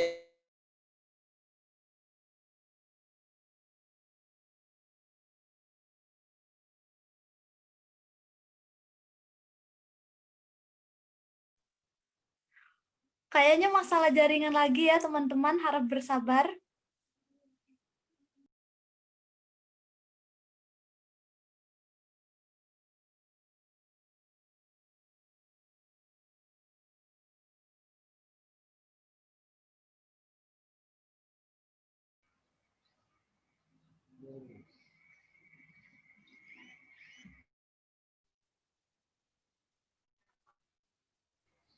Oke, harap bersabar ya teman-teman. Mungkin moderator silakan lanjutin yang tadi. Pertanyaan tadi, katanya mau nanya-nanya sama audiensnya, silakan. Ya, terima kasih untuk Saudari Reneta. Oh alah, sinyal Kakak aja bagus lagi ya Kak. Silakan Kak. mohon maaf iklannya banyak sekali. Sarannya kita pakai YouTube Premium Nggak mungkin yang nggak ada apa-apa sinyal. Kak. Ya, intinya yang terakhir tadi, kuatkan tekadnya, kuatkan azamnya, jangan sampai kita generasi-generasi awal saja yang mungkin mereka tuh banyak gagal di mimpi mereka. Tapi untuk yang sekarang, kakak mohon istiqomah dengan mimpi kalian, kalian bisa sukses dengan mimpi itu. Ya, kalau suatu ketika kalian down itu wajar. Ketika rasanya aduh capek sekali ingin jadi pengusaha, capek sekali rasanya kan, mikirin ini mikirin itu, kayaknya itu banyak sekali yang harus kita lakukan, banyak sekali masalahnya. Atau pengen jadi dosen gitu, pengen ikut LPDP, pengen ikut beasiswa luar negeri, capek sekali harus ikut ini ikut itu gitu kan, gagal di sini gagal di situ, tapi tidak apa-apa, inilah yang namanya proses. Jangan terburu-buru dengan mimpi kalian. Ketika kalian belum sukses hari ini, mimpinya belum tercapai, mungkin besok bisa tercapai, mungkin besoknya lagi bisa tercapai. Ya, jangan down dari awal. Itu yang bisa kakak sampaikan. Ya, mungkin itu ya bisa kakak sampaikan untuk bagaimana cara mengenal diri dan bagaimana cara istiqomah. Intinya, explore diri sebanyak mungkin untuk mengetahui potensi. Dan yang kedua, kuatkan azam lagi dan analisa setiap mimpi kita untuk memperkecil resiko kekagetan. Apa kekagetan itu ya? Resiko kaget lah ketika kita mengalami masalah ataupun trouble di jalannya nanti. Ya, seperti itu. Terima kasih.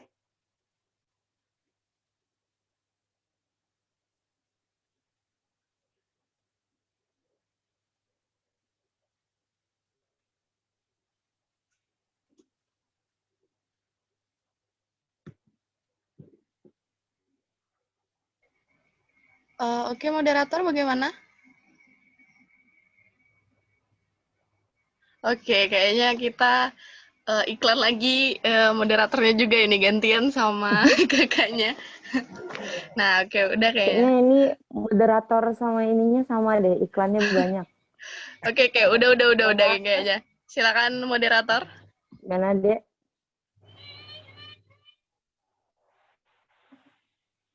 Mic moderatornya mute itu. Ibu moderator, oke. Ya, apakah untuk Saudari Seva sudah puas dengan jawaban yang telah disampaikan oleh Kak Beben mengenai pertanyaannya? Puas, terima kasih. Ya, selanjutnya Kak, ada pertanyaan Kak dari Nurmalita Sari, Carider 9. Izin bertanya Kak, bagaimana cara menyikapi ketika mimpi yang udah kita bangun dari awal, tetapi hasilnya itu berbanding terbalik? Dalam artian tidak sesuai dengan ekspektasi di awal tadi Kak, atau disebut dengan gagal. Dan cara menyikapi versi kakak pribadi itu bagaimana Kak? Gitu Kak, pertanyaannya. Oke Kak, silakan boleh langsung dijawab. Oke, terima kasih. Ya, untuk yang sudah bertanya, bagaimana kalau kita bahasanya itu apa ya? Belum berhasil meraih mimpi kita. Ini lumrah teman-teman ya. Ketika kita punya mimpi tapi tak pernah terwujud, ya sudahlah, gitu. Bukan seperti itu ya. Tapi lumrah untuk seorang mahasiswa apalagi punya mimpi, tapi pas sudah dikejar mati-matian, sudah diusahakan, tiba-tiba hasilnya nggak sesuai dengan kita harapkan. Itu lumrah. Itu yang pertama kali yang harus kita apa ya bahasanya itu, kita pahami terlebih dahulu. Ya, kalau kita sudah paham dulu bahwa apa yang saya lakukan ini nggak mesti harus 100% sempurna gitu kan. Nah, kita harus pahami itu dulu. Terus untuk mimpi-mimpi yang sudah kita targetkan, pertama seperti ini. Kembali lagi ke awal, intinya role model. Planningnya itu seperti apa? Ya, jangan sampai gagalnya itu gara-gara nggak ada planning. Itu ya. Beda gagalnya itu gagal ada planning, gagal nggak ada planning. Contohkan lagi, kita mau S2 luar negeri, mau daftar LPDP. Saya mau S2 luar negeri, universitas yang saya pilih adalah Hokkaido University, Jepang. Jurusan yang saya pilih adalah Environmental Engineering, misal. Ilmu lingkungan di Hokkaido University. Itu mimpi kita. Tapi selama kuliah kita ya kuliah aja gitu. Kuliah pulang gitu kan. Nggak ada persiapan apa-apa, pas tes TOEFL cuman ya 400 gitu kan, atau 300 malah kadang ya. Seperti itu. Disuruh bahasa Inggris nggak bisa, nulis paper standar gitu ya. Tapi mimpi kita besar. Lalu pada saat kita tamat, kita daftar PDP, nggak lulus. Itu hal yang wajar. Kalau kita tidak mempersiapkan mimpi kita. Ya, kita punya mimpi tapi nggak ada persiapan, gagal, itu wajar. Terus bagaimana kalau kita sudah persiapan? Misal, saya mau S2 di Hokkaido University, Jepang. Pengen ngambil agricultural technology atau environmental technology, terserah apa ya.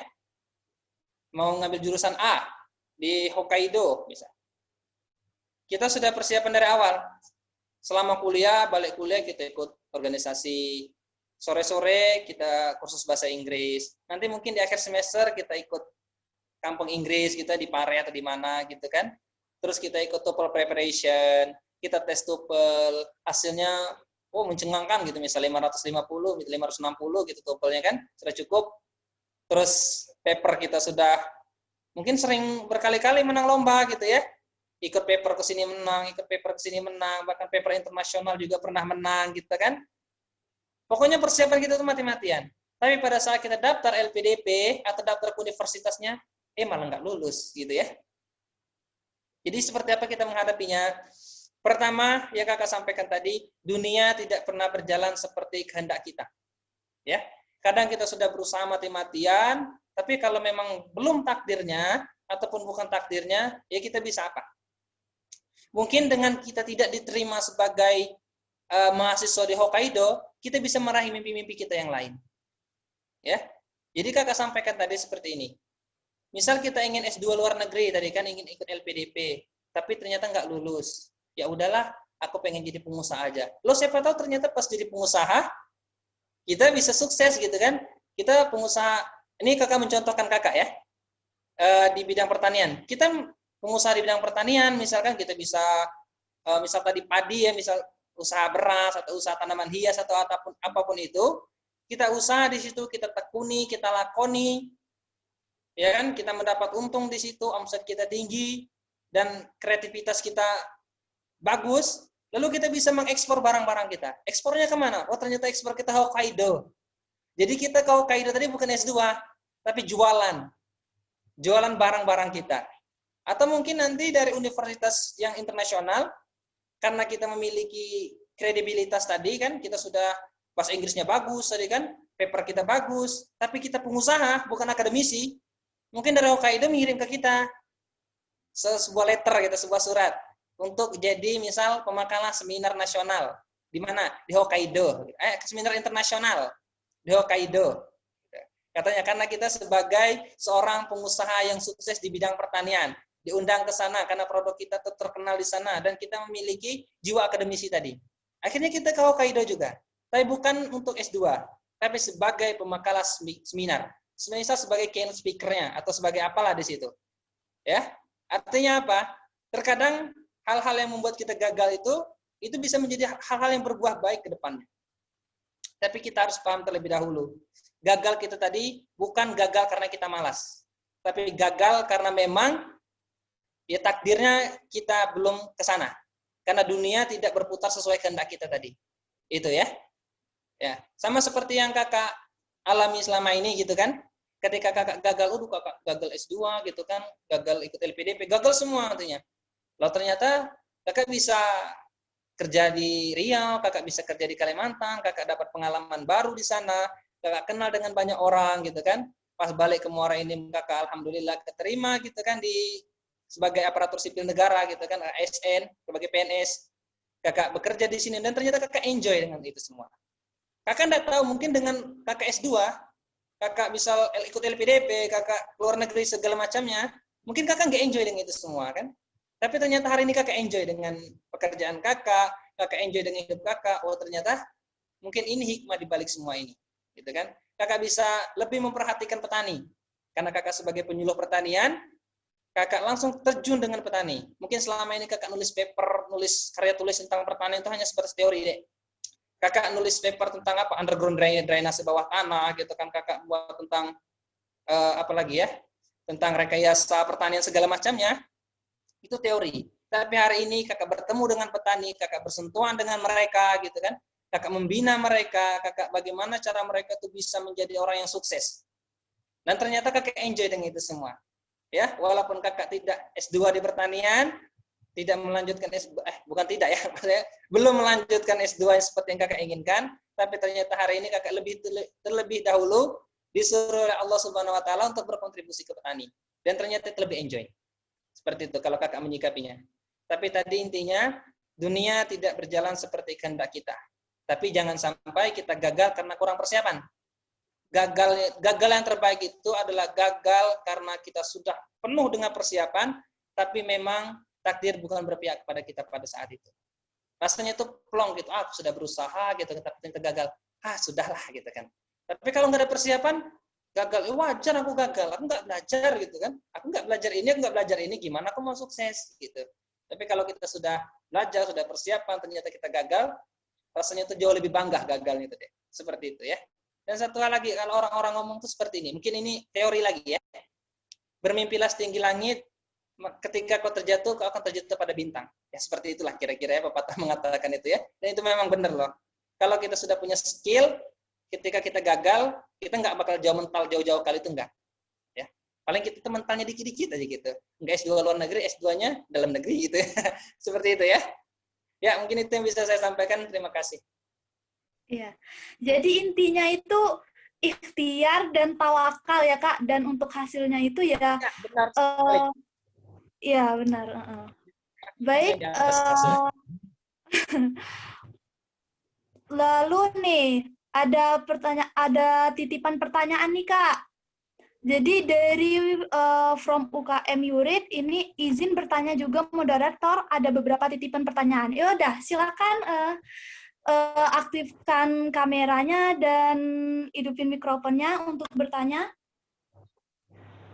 Oke, tes. Gimana suaranya kedengeran? Iya, kedengaran untuk saudari Renita. Terima kasih moderator. Maaf sebelumnya belum bisa mengaktifkan kamera karena harus standby di dua di dua HP dan laptop. Jadi mohon maaf belum bisa aktifkan kamera. Terima kasih juga moderator telah mengizinkan saya menyampaikan beberapa titipan pertanyaan. Dan terima kasih juga Kak Iya. Beben, mohon dijawab ya Kak. Oke, pertanyaannya adalah yang pertama. Gimana cara kita memotivasi diri kita bahwa apa yang kita impikan itu pasti akan terwujud walau terlambat? Terus gimana sih Kak cara Kakak memanage waktu, karena Kakak tuh ikut banyak organisasi katanya. Dan pertanyaan kedua, nah kan kita mau mewujudkan mimpi kita nih, salah satunya berniaga, tapi salah satu medianya lewat salah satu media sosial, dan ada salah satu followernya itu yang kurang seneng sama kita. Nah itu lebih baik gimana Kak? Apa mau di-unfollow atau lebih baik menurut Kakak gimana? Itu saja Kak pertanyaannya, mohon dijawab. Terima kasih banyak. Oke, gimana? Langsung ya? Oke Kak, silakan langsung. Baik, kalau kakak tanggap di sini ada 3 pertanyaan ya. Pertama, bagaimana motivasi diri. Yang kedua, manajemen waktu. Yang ketiga, follower yang apa ya? Yang hater lah bahasanya ya. Iya, Gitu ya. haters ya, hatersnya Kak. Baik, kakak jawab pertama yang satu-satu. Pertama, motivasi diri. Tentang motivasi. Kakak ingat satu buah quotes dari siapa nih? Apa Syahrini atau siapa ya dulu ya? Yang mengatakan sukses itu adalah hak saya gitu. Itu bukan Syahrini ya Pak ya. Kakak agak kurang lupa juga itu dari siapa, tapi quotes-nya bagus. Sukses adalah hak saya. Artinya apa? Kita punya tempat sukses masing-masing, kita punya waktu sukses masing-masing, dan kita berhak untuk itu.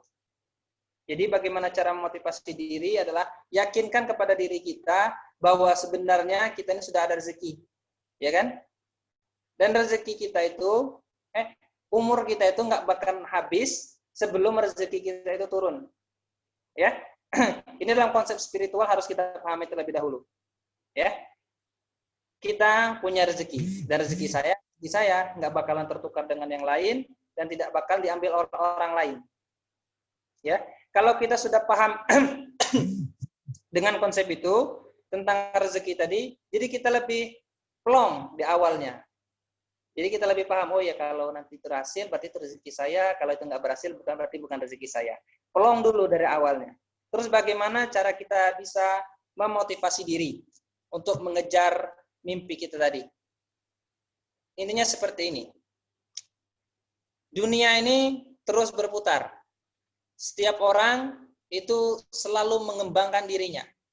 Zaman dulu, orang tamat SMP itu sudah bangga. Naik lagi, tamat SMA sudah bangga. Naik lagi, sarjana sudah bangga. Sekarang sarjana biasa aja. Ya kan? Semua orang, artinya semua orang itu berkembang. Dulu, kita pada saat SD, membawa kalkulator aja nggak boleh. Ya, harus ngitung pakai lidi satu-satu. Sekarang, setiap anak pakai tablet. Bukan lagi kalkulator. Artinya dunia ini berkembang.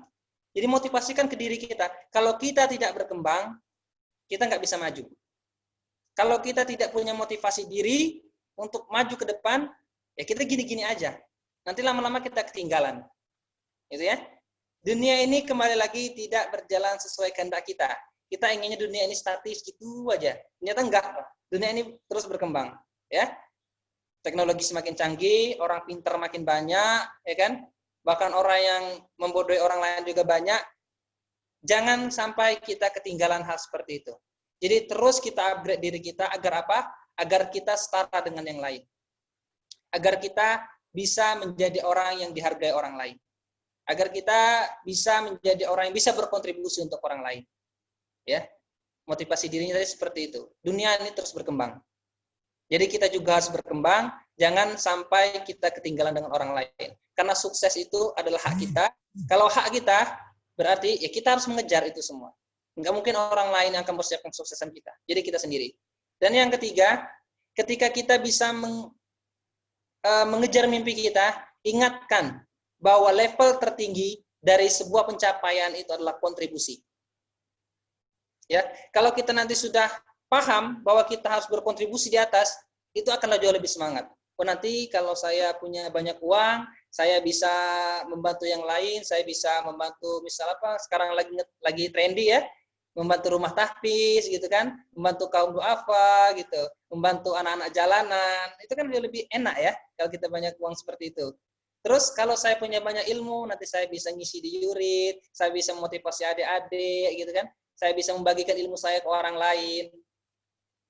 Jadi kita tadi merasa bahwa kita itu bermanfaat untuk kita, bermanfaat, hidupnya di dunia ini bermanfaat.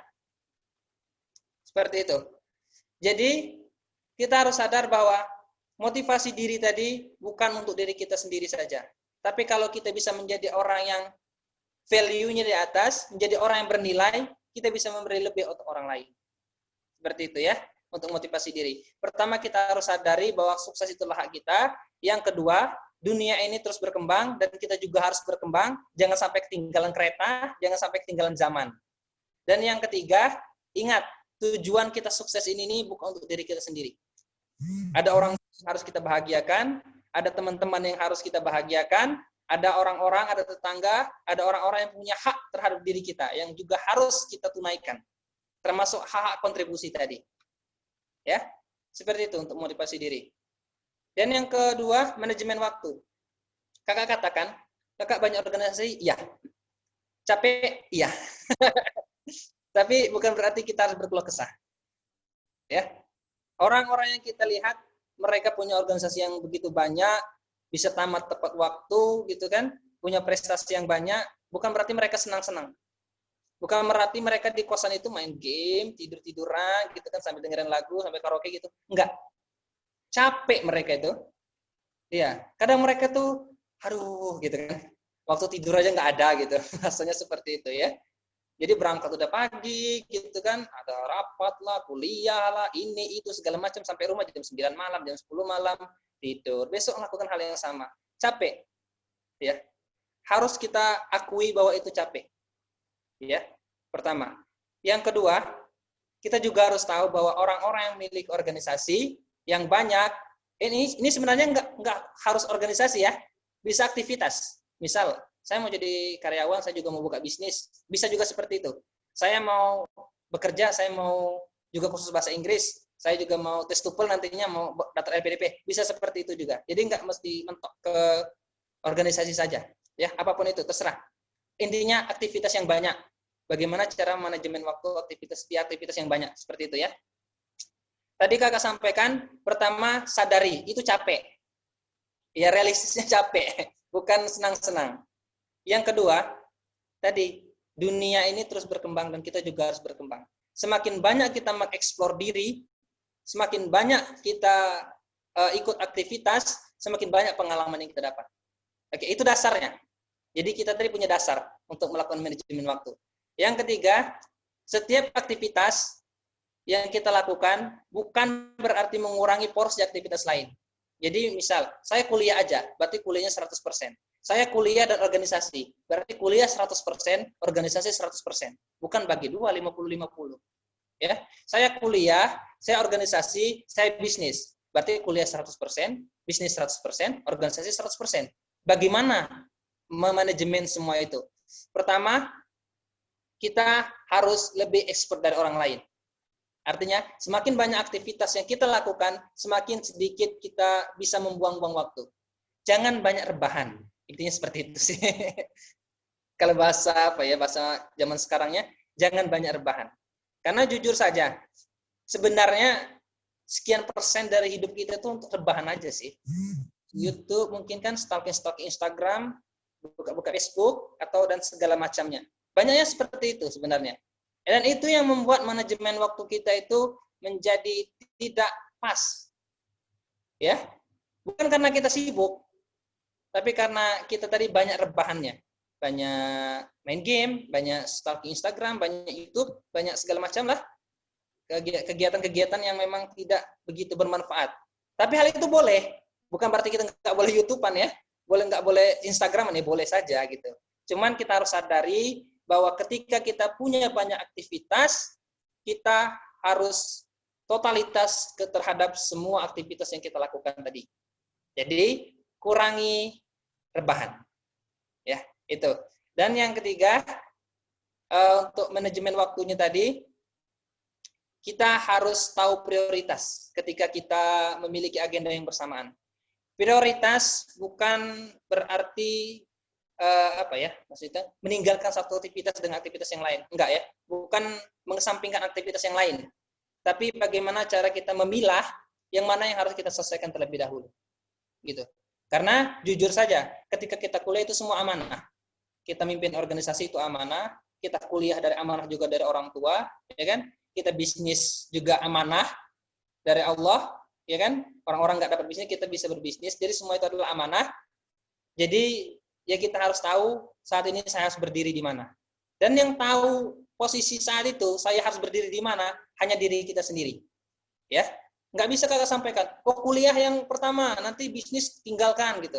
Atau organisasi yang pertama, kuliah tinggalkan. Enggak seperti itu loh konsepnya. Yang bisa mengukurnya itulah diri kita sendiri. Jadi kalau kita pengen manajemen waktu, kita yang mengukurnya. Kita yang tahu prioritas, yang mana yang harus kita prioritaskan. Jangan sampai kita dengerin orang ini, ternyata kita salah prioritas dan salah juga ujung-ujungnya. Orang bilang organisasi duluan, baru kuliah.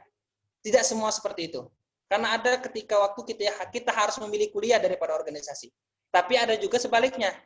Kita harus memilih organisasi dibanding kuliah, gitu. Ada juga begitu juga dengan bisnis. Kadang kuliah, kadang bisnis, itu juga harus punya prioritas masing-masing. Dan kakak jujur tidak bisa menjawab ini secara general, secara umum. Yang tahu prioritas hanya kita sendiri. Jadi kita tahu explore, kita tahu analisanya, kita tahu mana baik buruknya, kita yang menentukan. Yang mana yang harus menjadi prioritas untuk diri kita. Yang pasti semua itu amanah. Dan kakak paling tidak suka dengan orang yang tidak bertanggung jawab dengan apa yang telah ia lakukan. Contoh, ketika dia bisnis, dia kuliah. Dia meninggalkan kuliahnya untuk bisnis. Salah. Kita mengenal bisnis di kuliah. Walaupun nanti ijazahnya terpakai, nggak terpakai, ya ini kuliahmu, selesai kuliahmu. Ya. Bisnis, ya tetap lanjut. Kuliah juga tetap lanjut. Bagaimana cara kita bisa mengatur semua itu? Kakak nggak bisa mengumumkannya, tapi kita yang tahu, yang mana yang harus kita prioritaskan. Tapi memprioritaskan bukan berarti kita meninggalkan yang lain. Seperti itu untuk manajemen waktu. Dan untuk follower atau haters tadi ya, sebenarnya kalau kakak nggak terlalu peduli dengan hal seperti itu ya. Jadi kalau ada haters yang yang nggak senang lah dengan produk kita atau segala macam. Pertama, ya biarkan saja. Tergantung orangnya ya. Kalau orangnya itu masa bodoh, ya biarkan saja. Ada tipe orang tuh yang masa bodoh ya. Ya biarkan saja sih. Haters itu nggak usah kita baca, nggak usah kita komen, nggak usah apa-apa. Tapi kalau orangnya baperan, kakak sarankan blok. Ya, blok. Kalau saran kakak, ini pribadi kakak ya. Kalau orang kitanya baperan, yang punya ownernya baperan, mending blok. Daripada itu kepikiran terus.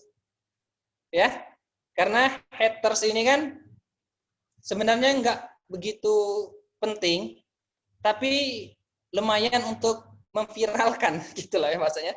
Ya, jadi kalau kita tuh nggak baperan, orang itu biasa aja, nggak usah dihiraukan. Ya, biarkan aja dia. Nanti kan ada juga yang balas dari yang lain itu. Oh, nanti viral udah sendiri kan, banyak sekali komen-komen, nggak usah dihiraukan. Tapi kalau kitanya baperan, saran kakak ya mending di blok saja. Ini dalam hal bisnis ya, mungkin ya, karena banyak kalau di bisnis itu kan yang nggak suka seperti ini, nggak suka seperti ini gitu ya. Itu banyak dan itu wajar, ya.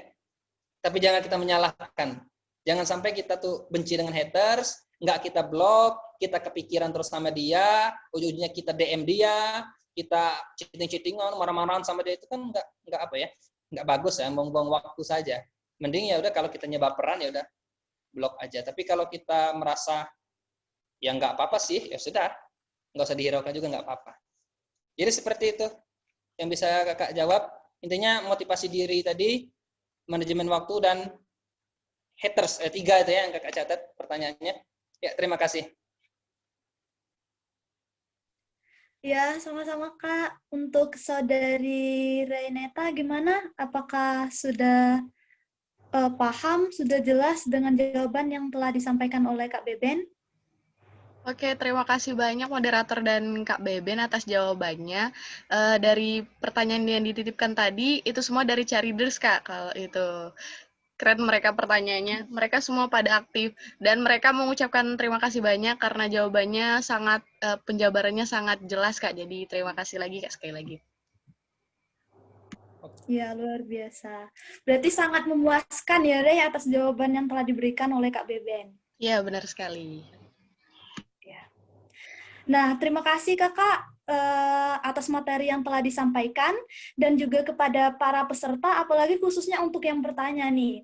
Nah, karena sekarang sudah menunjukkan pukul 21:56, yaitu melewati dari batas waktu yang telah kita tetapkan ya Kak. Saking serunya ini pembahasannya luar biasa. Asli, seru banget. Ya, lagi serunya ya.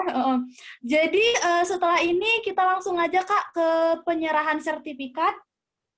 Karena ini ya untuk hostnya silakan tampilkan. Oke, Penyerahan berikut sertifikatnya. ini sertifikat dari kami, Kak. Terima kasih banyak. Oke, sebentar ya. Nah, itu dia, Kak ya, sertifikatnya. Terima kasih Terima banyak. kasih. Sama-sama Kak. Ya, ditunggu nanti, Kak. Nanti kami hubungin lagi buat sharing-sharing lagi. Oke, Jangan terima kasih bosen-bosen ya, juga Kak, sama sudah- kami. Iya, jangan bosan-bosan Kak. Ya enggak lah, kan kita satu keluarga. Rumah kita, Eh, Jurit. wah. Pokoknya mohon bimbingan dan arahannya untuk adik-adik tercinta Kakak yang ada di Yurit ini. Oke, Lalu. oke. Oke, terima kasih ya, Kak. Saya tutup. Silakan moderator untuk melanjutkan.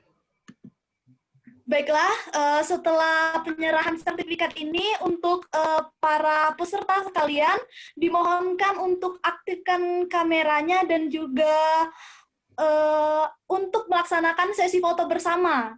Jadi kepada peserta sekalian yang hadir, tolong diaktifin kameranya. Ya loh, mau difoto ini. Nanti Yes. ini di-record loh. Nanti kita upload ke YouTube. Buat yang belum bisa join, nanti bisa ikut juga penjelasan keren dari Kak Beben. Nih. Jadi silakan standby, Sherry, Nadia, Aldo, Usti, Rangga, Udah semua belum ini? Anissa. Boleh silakan Ayo, kita silakan hidupin tolong kameranya biar kita nanti hidupin kameranya, eksis. aktifin kameranya. Seperti jargon Yurit kan eksis berprestasi. Oke, gimana? Ada lagi mau hidupin kamera? Silakan Aldo mungkin. Saudari Nadia, tolong. Siapa lagi? Oke, kayaknya kita aja ya yang foto. Nggak, oh ini tuh Rangga nih, Rangga. Oke. Nah, kan cantik. Yuk, ada lagi? Aldo, Shirley? Mbak, boleh Mbak Rosi Ayo mau untuk ikut? hadirin semua, silakan gabung. Oke, kayaknya udah deh. Takutnya kemalaman juga. Silakan senyum. Oke, 1, 2, 3, siap ya. 1, 2, 3, senyum. Oke, bentar.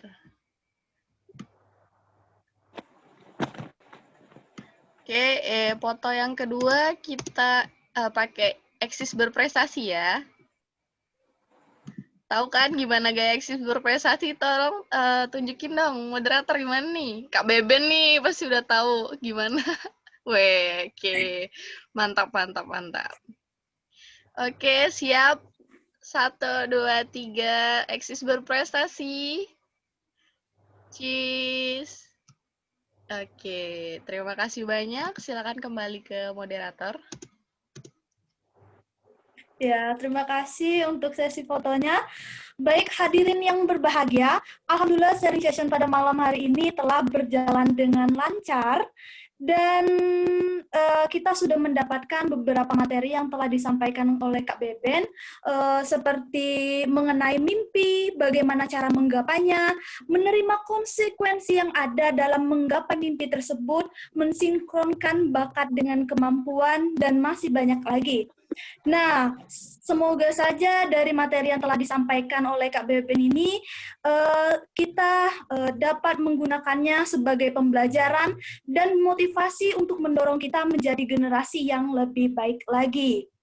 Amin. Nah, Barack Obama pernah mengatakan, perubahan tidak akan pernah terjadi jika tidak terus menunggu waktu atau orang yang tepat. Kita adalah perubahan itu sendiri. Saya Qoriatul Khairunisa, pamit undur diri. Wassalamualaikum warahmatullahi wabarakatuh. Waalaikumsalam warahmatullahi wabarakatuh. Masya Allah. Terima kasih banyak semuanya udah hadir. Nggak apa-apa, boleh mau keluar. Terima kasih banyak Terima kasih Kak moderator. Beben. Terima kasih Kak Beben, Masya Allah telah Terima kasih Kak Beben. menyukseskan Oke, acara Untuk dari. dekorik ada Oke, ini nggak, dadah Dek? Kak Beben, sampai Ada- jumpa lagi. Sampai jumpa Kak Dadah Beben. Kak. Jangan bosen-bosen pokoknya Kak. Oke, terima kasih semuanya. Boleh kalau mau live silakan. Terima kasih semuanya. Jangan lupa besok ada lagi ya. Bye. Ada yang mau nanya tadi? Iya, untuk dekori ada ini nggak? Ada daftar jadi moderator PIS nggak? Iya Kak, daftar Kak. Oh daftar, oke. Cuma Tunggu nanya dulu Kak, doang. emang kenapa Kak? Kamu Nggak keren, apa-apa, Kor. bagus. Iya. Makasih udah, Kak, udah. makasih teman-teman. Hehehe. Walaupun masih banyak kesalahan Kak karena grogi. Nggak apa-apa, keren, Kor. Semoga sukses ya. Live ya, Iya, makasih. makasih banyak Kak. Iya, Doain terima Kak. kasih. Silakan yang mau live. Oke, aku end ya. Terima kasih banyak. Dadah. Good night. Good night.